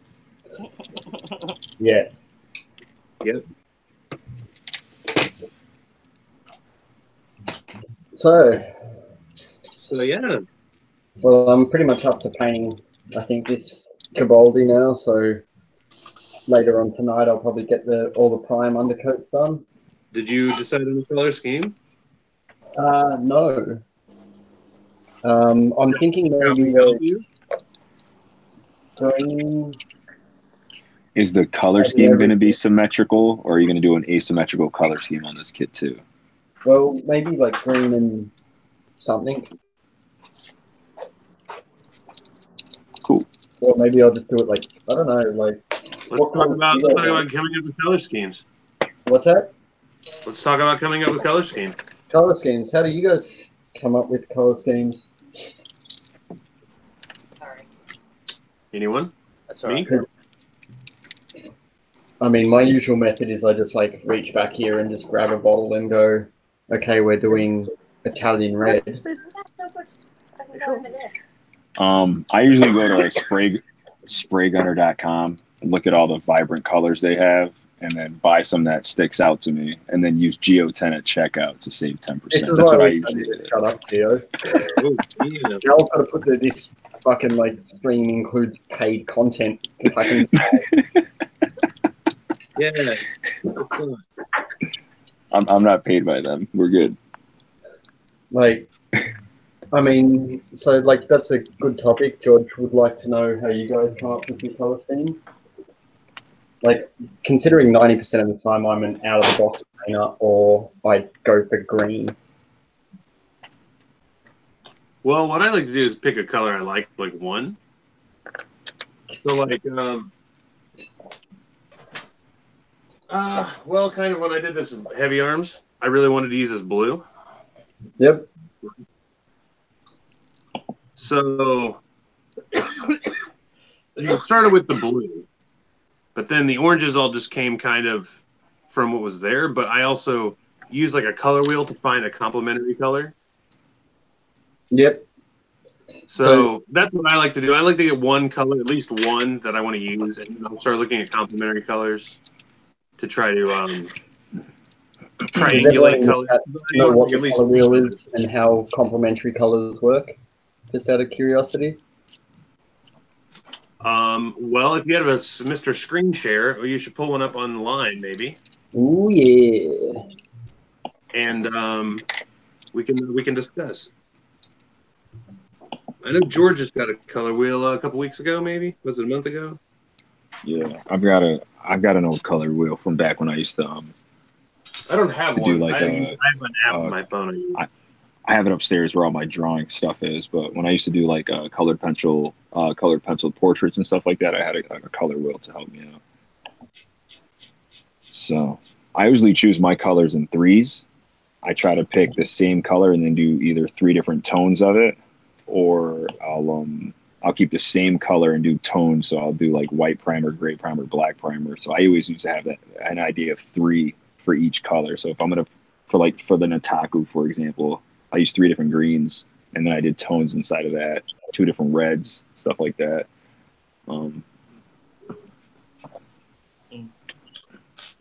Or if you just go with out of a box build, I mean, you just or you can go with the colors that the kit's supposed to be in for sure. Or every now and then, like there'll be like the Ale Strike Gundam deactivation mode, right? So like think of that deactivation mode on a different kit. You know what I mean? Or find something you like, man. I like to use military colors, really. So it's easy like that. But like for instance, this tank supposed to be green, but decided to paint him desert yellow. Or boom, that colors. Well, there you go, color theory. There it is, color theory right there, son. So look up shit like this. Yeah, mine. The app I use, I can't remember what it's called. It's called Colored something, but it actually will. It kind of triangulates. It gives you complementary, and then what's the other? It usually gives you 3, right? Yeah. Yeah. So like in the bottom right, you can see sweet complementary color. Yeah. So colors, like complementary is colors opposite each other. So if you're looking at, say, the yellow and you come directly across that yellow, you hit that dark blue. Yep. That is a complementary color to each other. Mm-hmm. So if you mix, like, go yellow, blue, it works quite well. Mm-hmm. So, for example, if I got paints in my hand of yellow and blue, which obviously you can't see because I'm screen sharing. Obviously. And then same with, so like if you say pick green, you're looking for, say, a red or pink, depending on the color of green. So you want a more red, and it's a complementary color. But then same with like a lot of the vibrant colors, I'll tend to go, say I want to do like a really bright lime green. Black works well with that ridiculously well. Mm-hmm. So usually like I'll just pick a base color, but most of my that I paint are so blue and greens, blues, greens, just because I tend to like the Xeon green sort of suits. But if you're really struggling and you want to pick like 2 colors or 3 colors, look at your split complementary. So you could do like your violet, your yellow, and your green, and those 3 colors will work together. But 90% of the time, like my tend to pick with colors is like I just like the look of, say, these 2 colors together.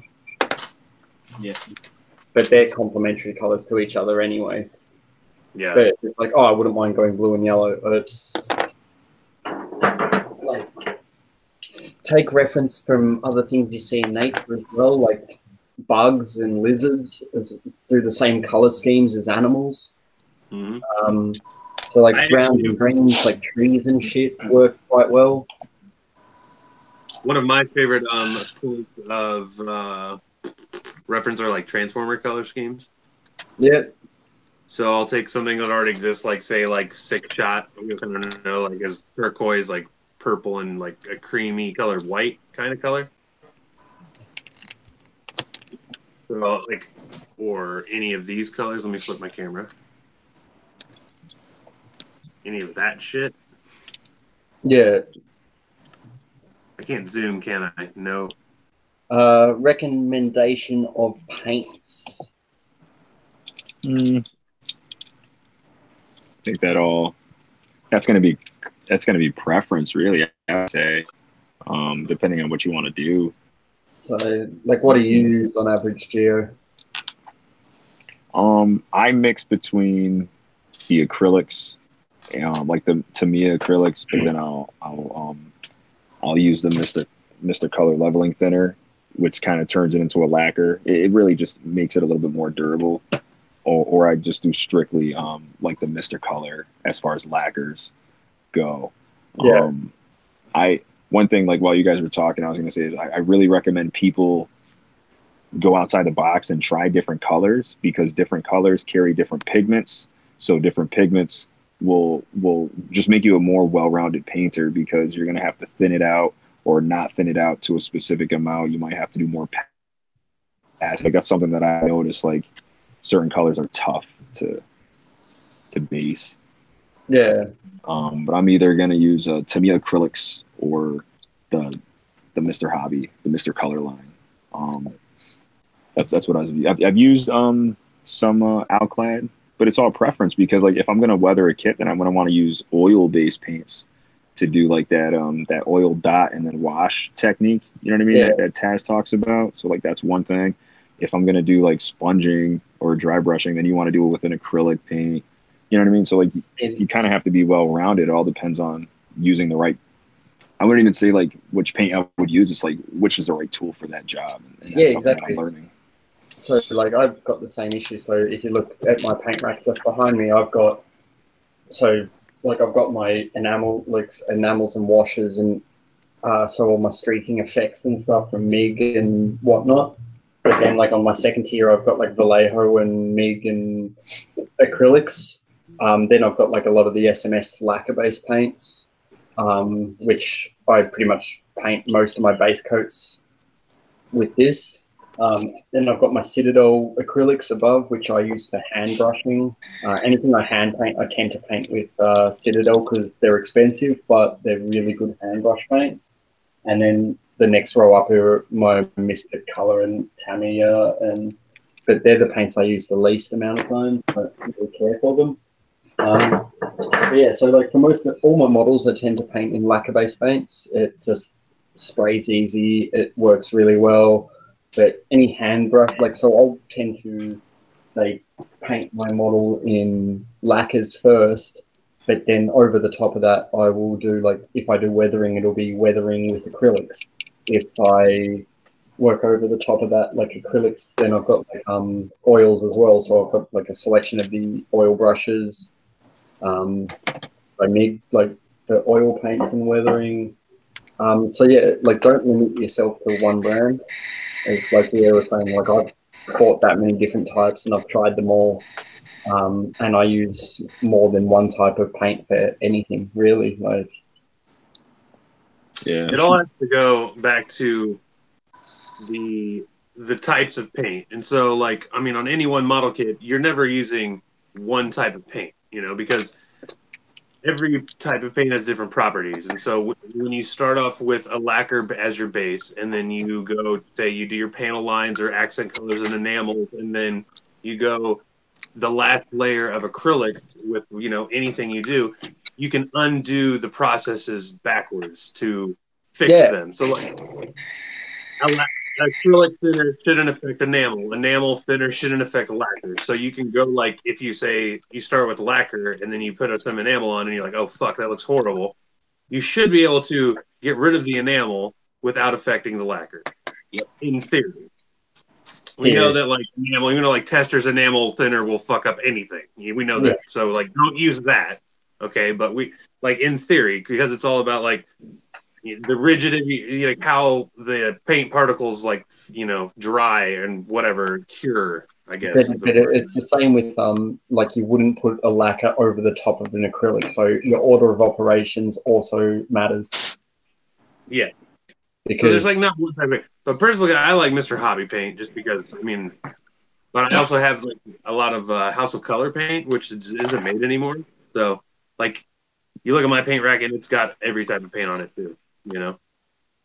But paint, love paint.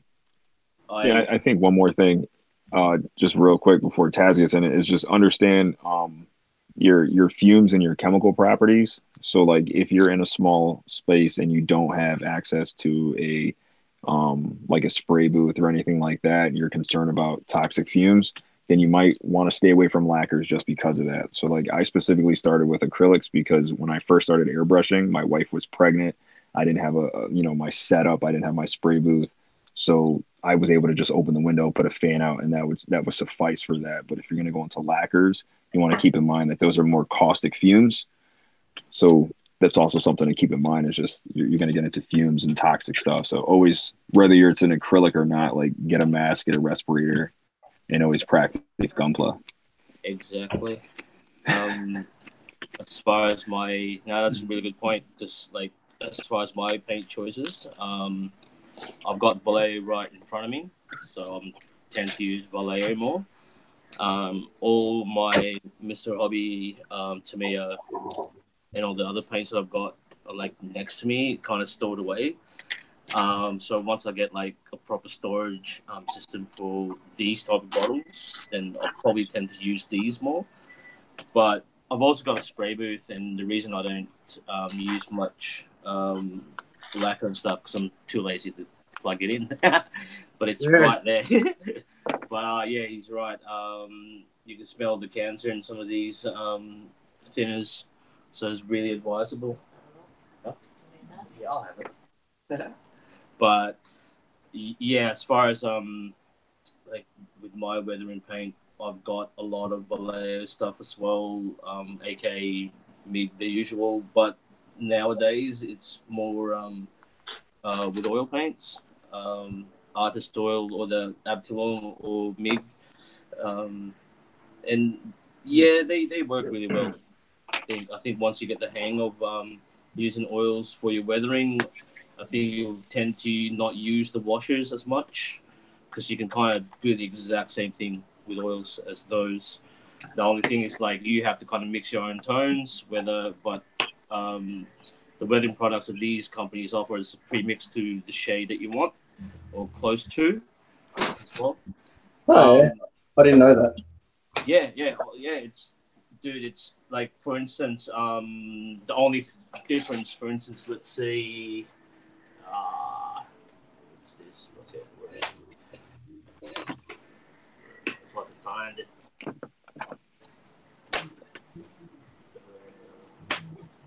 Bear with me. So the engine and fuel oil by MIG. So, like, this is more brown, but it looks. He's in and out, or is that just me? Great. So that's what's that, mate? Sorry. It's just Geo. You're fine. Yeah.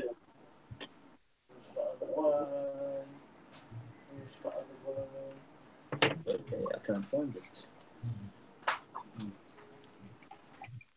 Here it is. Whereas, like, Absalom's, I guess, engine grease is a bit darker, right? So, but yeah, that's the only, like, difference, man, is the tones, but and some of them,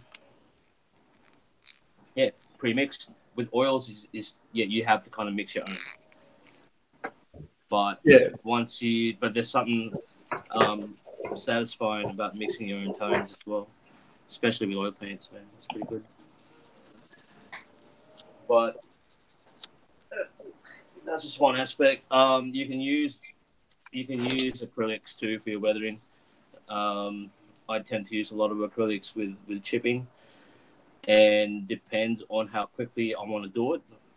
Then I'll use like acrylics as well for washers and streaks and everything. Only because the drying time is so quicker, much quicker, and that's like a blessing and a curse, I guess. I guess we should talk about I mean, the other thing too is with using what type of paints. I mean, like even acrylics, like curing and dry time and whatever. Like lacquers cure a lot faster. They're the fastest curing paint. Right? So like even though acrylic will dry within a day, it takes like a full 24 hours for it to cure, right? And most of the acrylics. Yeah. But a lacquer can cure in like 2 to 3 hours. Correct. So if you want to if you want to do things speedy, lacquer's the way to go. Enamel is not the way to go. Well, it's like if you know like my painting style, so of how I do like the gradients in everything I paint. Now I used to do that in acrylics, and it would take so long to do. Oh, fuck. Like if you look at my waterfall diorama, so the old Zaku waterfall, this one here was done with Vallejo acrylics. Oh, wow. And that took me so long to paint because I've got to like mask every color and paint 3 different colors at the same time. Yeah. So painting that took way too long, and that's why I've switched to lacquer-based paints now and use the SMS, because I can mask. I spray it, and 2 seconds later, I'm putting masking tape straight on that piece to do the next color. Yeah, 100%. So, like, the reason I switched to lacquers was solely for saving time, because like I'm literally spraying, like when you see me paint, and I'll be like filming a bit more for my GBWC build soon, and uploading it to the YouTube channel. So that once I start showing the painting technique for that, you'll see me like paint, 2 seconds later I'm putting masking tape on and quickly spraying the next color and pulling it off and spraying the next color. So that's where lacquer paints are really, really good. And they're a lot more durable too than your Vallejo, which are easy to knock and chip and scratch and swear a lot at. Yeah. I guess my kind of history and robots in general came from like Transformers. So like from the get-go I want the most durable paint, because what I might paint is going to get like transformed in the sense, you know, you're going to fuck that thing with your hands. And so if you don't want the paint coming on. So it's like, I've always kind of I call myself like a lacquer queen. Because I love lacquers, but you know, we got to use everything in the wheelhouse, right?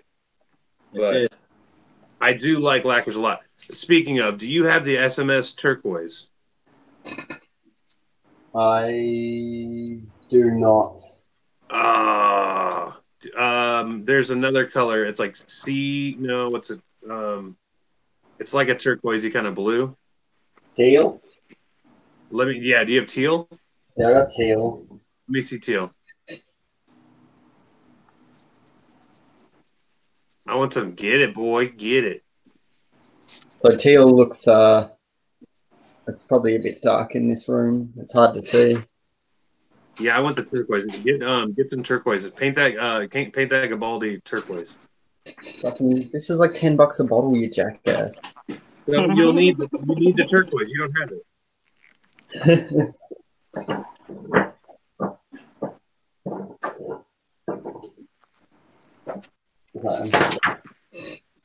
The turquoise is like a great color, man.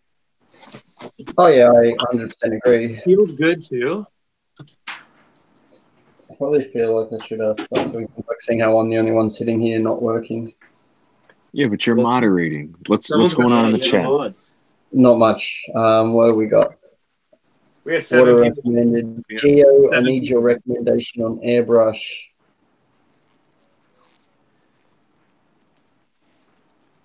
What's that? Yeah, Gary would like your recommendations on an airbrush to purchase, Geo. Who would? Gary. Oh. Because our opinions aren't good enough, and it's all about Geo. It's all about Geo. So you can use that 10% off discount code, hey? Yeah. Yeah, I mean, I would say, what are you looking for? I recommend a gravity fed airbrush. First of all, you definitely want a gravity fed. I'd say double action for sure. That's what I use. As far as brands and stuff like that, I mean, I still use a master airbrush, to be honest with you. I have a Badger, and I do practice on a master for a few reasons. It's so that could be a little bit more relatable to a lot of guys out there who don't have a ton of money to get a $400 airbrush or, a $300 airbrush. So a lot of what you see, like my no-name build, I did all that shading with like a master airbrush.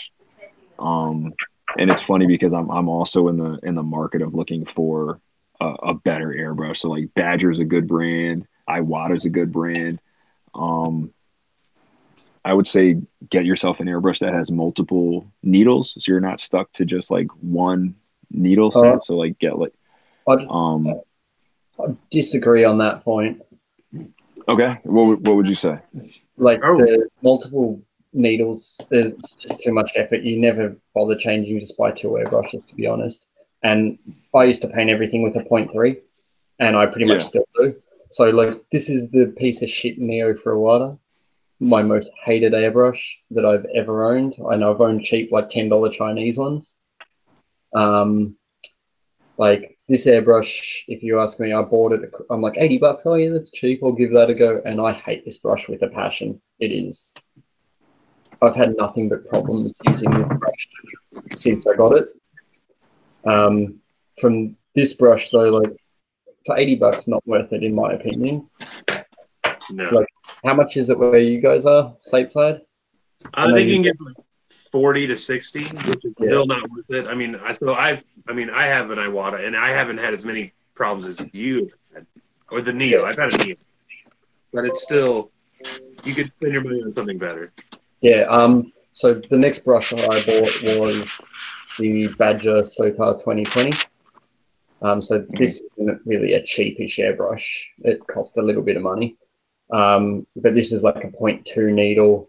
Airbrush in the States is about $150, $200. Yeah, so it's not the cheapest airbrush, but I have 2 of them. So these have 2 different needles. So this is a 0.5 needle in this one, and that's a 0.2 in this one. And you know how much I use a 0.5? Never. I haven't touched that in forever. But the 0.2, good for detail work. I don't really use this expensive brush much anymore either. I then bought the Sparmax SP35. So this was once again, it cost me $80 in Australia, so probably about the $40 range. That's a $60 airbrush right there. Yeah. Yep.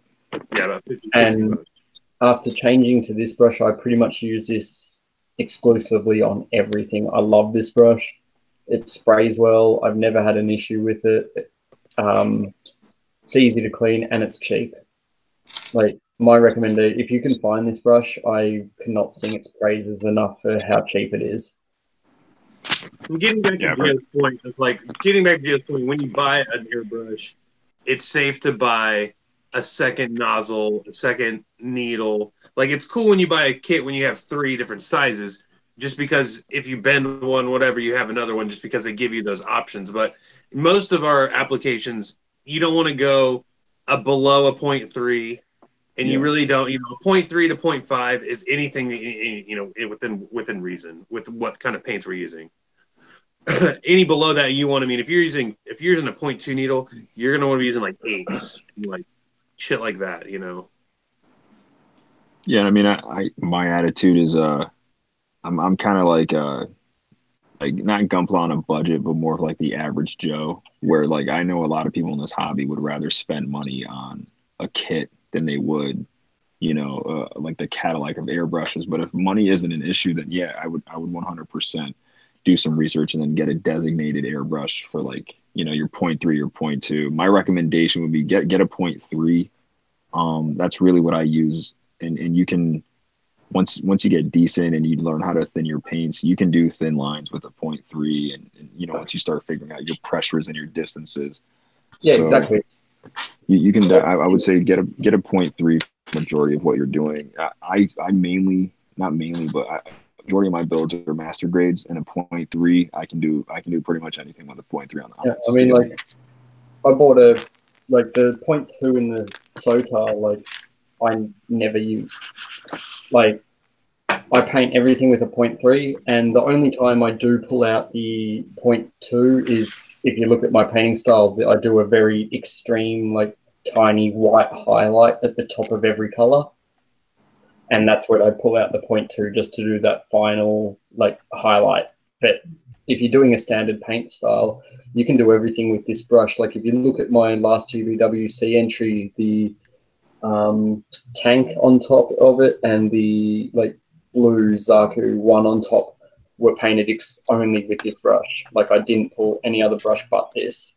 And for a cheap brush, it works well. But 0.3 will do any Gunpla, no issue. And then it's just practicing your trigger control, like air to paint flow to.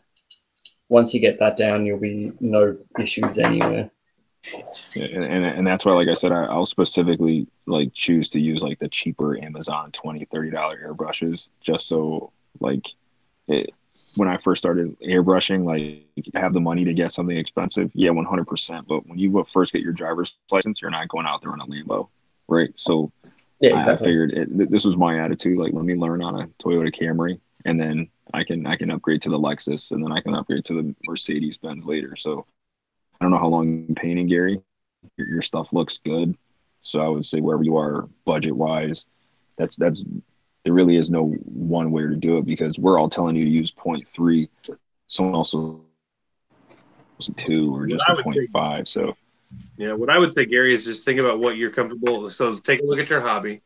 Think about what you put into the hobby and what you kind of want to get from maybe getting an airbrush, and then think about like how much money do you want to spend on an airbrush? Because you can go right now and buy a $60 airbrush, and it's going to be amazing. It's going to be awesome.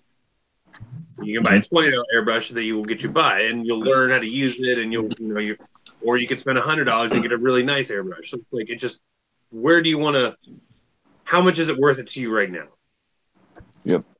It's really what it comes down to. I started with a Delta 81008, and that was like a workhorse. Came in 3 different size needles, and that was pretty much came with the a compressor that I'm still using.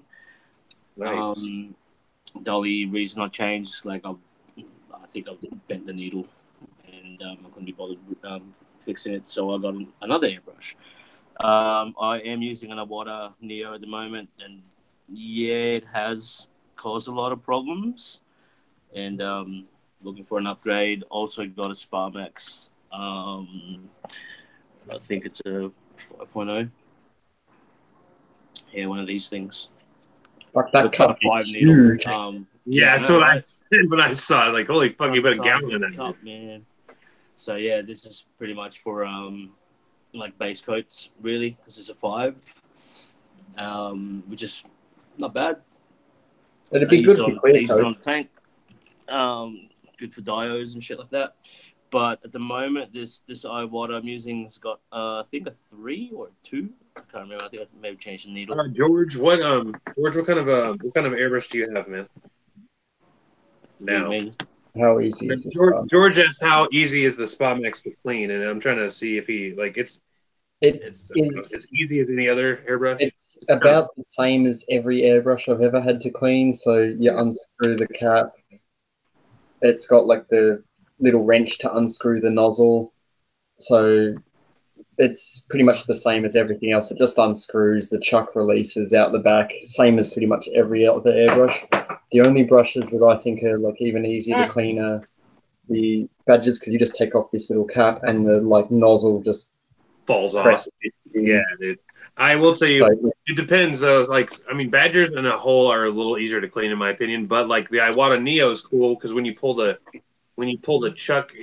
chucking bolt out or whatever it's called, the actual pin, the trigger plate is actually connected.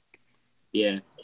So you don't it's not rolling around, which I've seen a lot of other airbrushes do that, but that's the only one I've used that actually has it, which is cool, especially when cleaning, because you literally just put the whole piece back in and screw it. And, I mean, this is why my favorite brush to clean is the Sotar, because you undo the chuck here and the needle just comes straight out.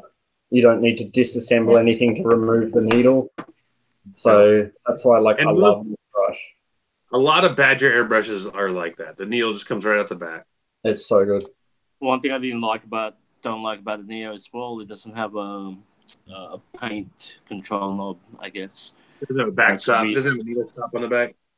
Yeah, like one of those things. The what do you call it? The Delta I use has one of those, and it's really handy. Yeah. Handy little tool for detailing as well. I like pressure, low paint release. Have those on these Sotars, and I used it once and didn't like it and never touched it again. Yeah.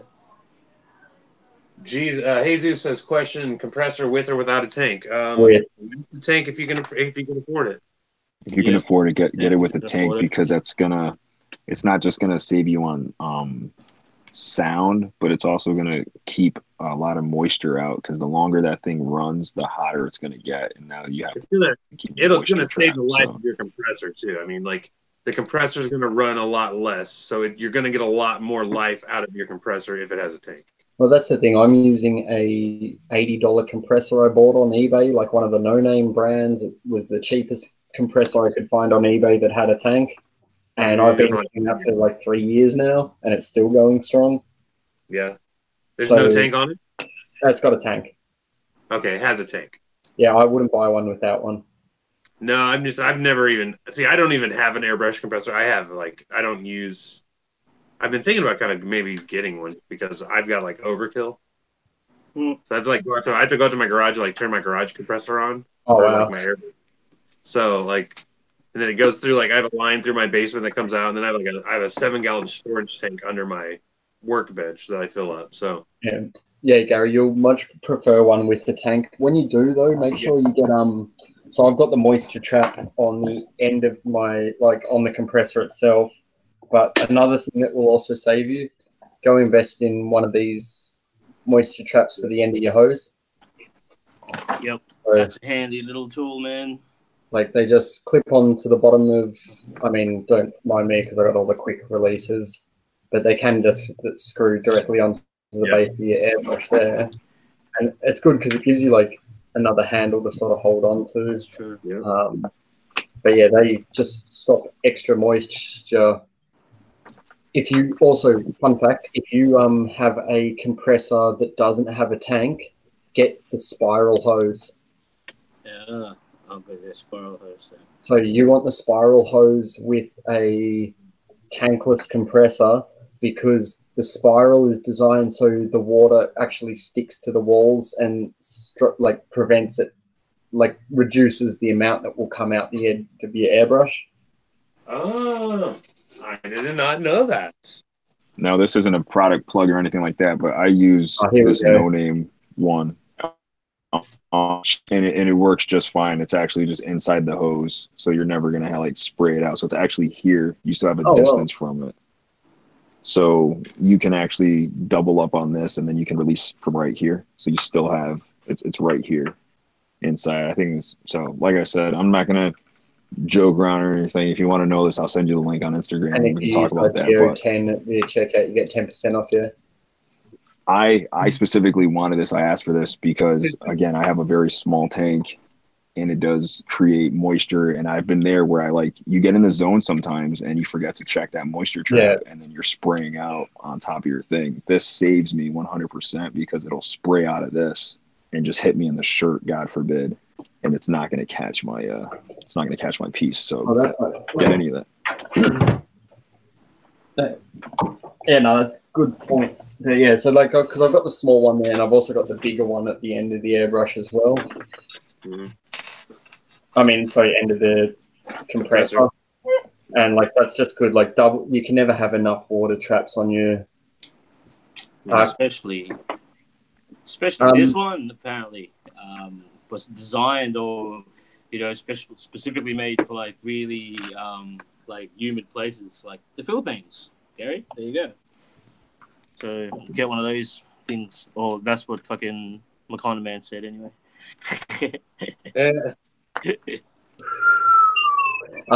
Anyway, so what about the line quick connect fitting? Yes or no? And is it better to get a manifold to run different brushes at the same time? I wouldn't bother getting a manifold. Like I've got the quick connect. It depends how many airbrushes you have. Like I will use 2 at most, and I could have them both plugged in, but then I've got to clean 2 brushes at the same time. Whereas I find if I just have this, I just quickly off, next one on, spray that, take it off, spray that. I can just have them sitting there anyway. You don't need more than one. You don't need more than one airbrush hose. You just need a quick connect. Quick connect. I highly recommend. Yep. A quick connect will save you so much. It's only good if you've got more than one brush. If you've only got one brush, don't waste it. Well, no, I mean even if you have one brush, it's nice so you don't have to fucking unthread it and screw it. You know? Yeah, true. That is. It's like you just take it off to clean it. It's so much nicer to have a quick connect. I mean, and you can get the knockoff quick connects for fucking cheap. Gary, and the good thing, Gary, where do you live? I'll send you.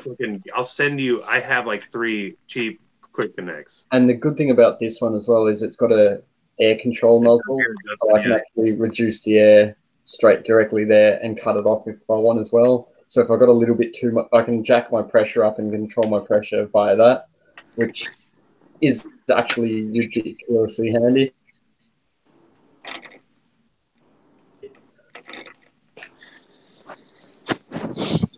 Yeah.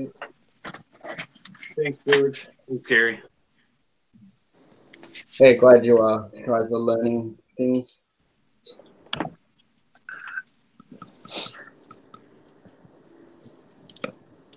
It's all about learning. I'm learning. I will be back in 1 second, guys. Do not miss me too much. I just realized it is like 30 or 35 degrees in this room. I'm sweating bullets. Yeah. I'm just going to go grab a cider. Go get a cider.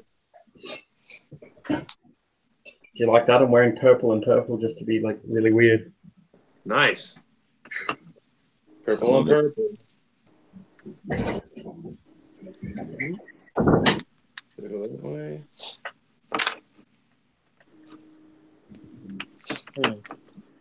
So Taz, what are you working on, man?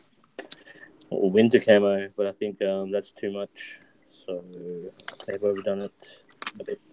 The top's not too bad, but the sides may have cleaned it off too much, I think. So because really I wanted it to fade in and out, but that's a solid clean, like a solid tear chip, I guess. Like a better word. There is a way to do this. So I haven't figured it out yet. That's not too bad. I mean, that's not. Yeah. Oh. First try at a winter camo anyway, and I stuffed that up. Not bad, man. Try it again. Yeah, I think I may have. What are your plans for the Gabaldi, Taz? Me? Yes. Have a look. I'm just gonna do some light panel line. I did one last night and it turned out okay. The one on the I saw that one. Yeah, on a spare piece. So if I just keep doing it that way, I reckon I'll be happy with that. That's just like the most basic of shapes. So yeah, but it's something, man. Yeah, that was super clean though. It looks really good. Whoa. Yeah, well, this is the first. Hey, what up, Jose? That's the first attempt. Bad. That's Jose, I'm not sure. Jose wants to know how often we're going to do these streams. The only one that can see the chat right now are me and James. James is in front of him. I have to look over here on the computer to see. Yeah, we're going to tweak out some bugs and we'll see how we go and see, I guess, the reaction. It's up to you guys. Like, share the link and spread the word. I reckon, the more the merrier. I guess, we're kind of stuck on weekends, I guess, for all four of us. Mm-hmm. Or just, depending on when, Maybe once a fortnight, something like that. Once a fortnight, maybe once a month. We'll see, whatever works. Yeah. Twice a month, I don't know. Twice a month. Once every week, once every 3 days. We just won't go to work and we'll just stream all the time. Yeah. Yeah, that sounds good. So, yeah, I'm starting on the skirt. But Jose, you're more than welcome to. We're gonna have people come. This isn't you're around and we're Yeah, we'd like to know you guys too. Where's the fucking? I can't find my other skirt piece. No. There it is. Yeah, see, like, it may be a perfect time, for you guys, because, well, for me and Taz, it's 4 o'clock on a Saturday afternoon. Mm-hmm. What time's it over where you guys are? You're looking at like 11 o'clock now? It's 12:15. 12. I'm getting a little sleepy. Yeah, it might end it soon. I got to get ready for dinner. Yeah, no, that's all good. So we're looking probably around the same time on Saturdays, which is the same time as Child of Mecha streams. Yeah, we need to figure that out. Maybe we should do Saturdays. Mm-hmm.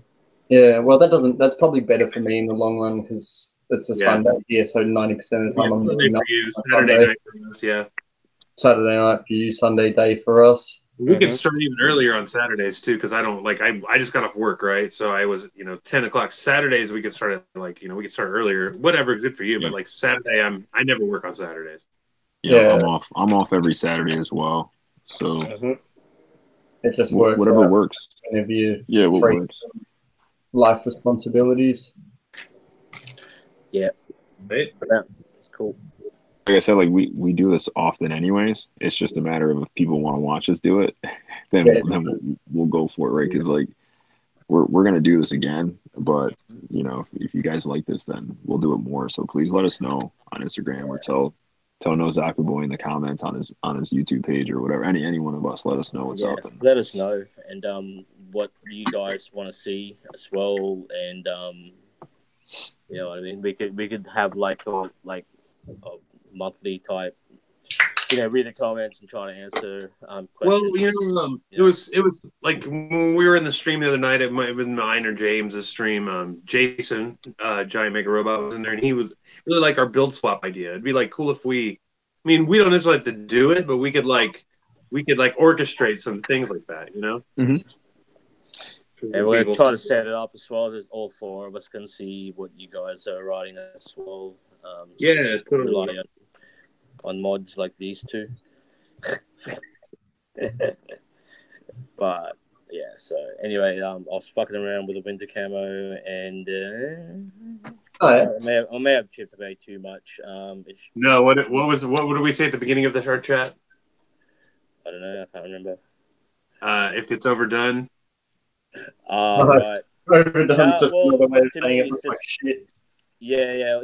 We'll see how you'd want to with winter camo anyway. Cause really, they just slap on some like shitty white paint they have, and that will wear down, through time and shit. And usually, it's not a clean. From what the photos I've seen in real life, it's not as clean as that. It's got like fades and shit, if you know what I mean, like streaks and whatnot. So something like that, but not as solid. So I'm gonna try to work on that. I've put some of this where I put it, AK worn effects. I think I may have put too much. This is supposed to be like light chipping, and it'll give you that like scratches. So it's not like a solid chip. It depends how much you put on. It's supposed to look like it's worn off. Like the paint is faded, if anything. But yeah, that's too much. So that's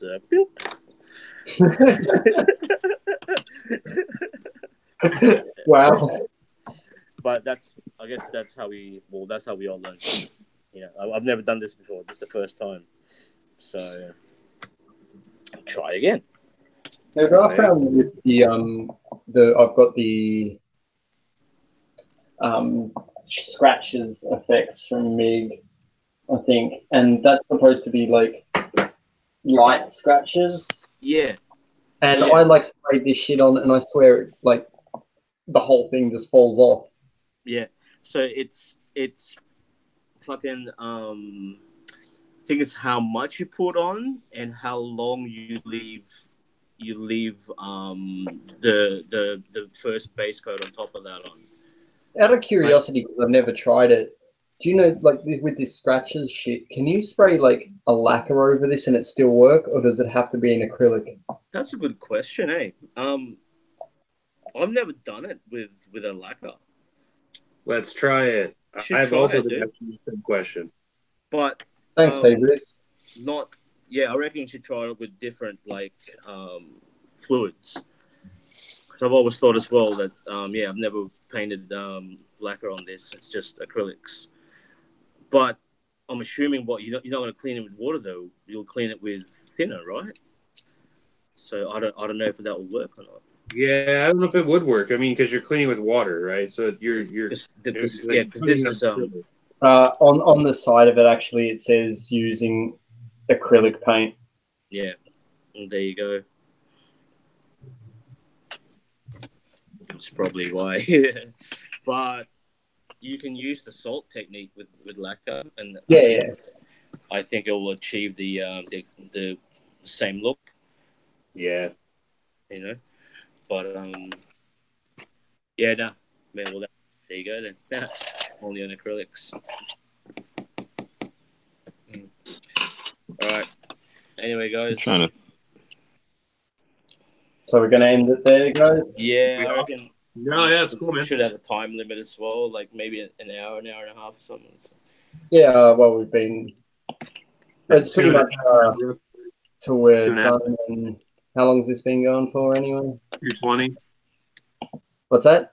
2 hours and 20 minutes. Jesus. Not bad. Not bad. Well, thanks everybody who was here. Yeah. We'll thanks everybody for we run out of a topic or till people tell us to fuck off. Or we get tired and we go to sleep. There's always that. Yeah. Hey guys. I gotta go get put my makeup on and shit. Date night. Go and get some Turkish food. Yeah. Hopefully see some belly dancers. Yeah. Get some Turkish delight, son. Yeah, it's just like their bellies dancing. That's cool. I want to see them do like break dance, like b-boy moves. We appreciate you too, Gary. George, thank you for stopping by. Tim, thank you for stopping by as well. Thanks everybody. This was fun. Thanks for the support. Thanks for your support. So, but yeah. All right, guys. We're out. All right, boys. Giddy up. There you go. Giddy up, motherfuckers.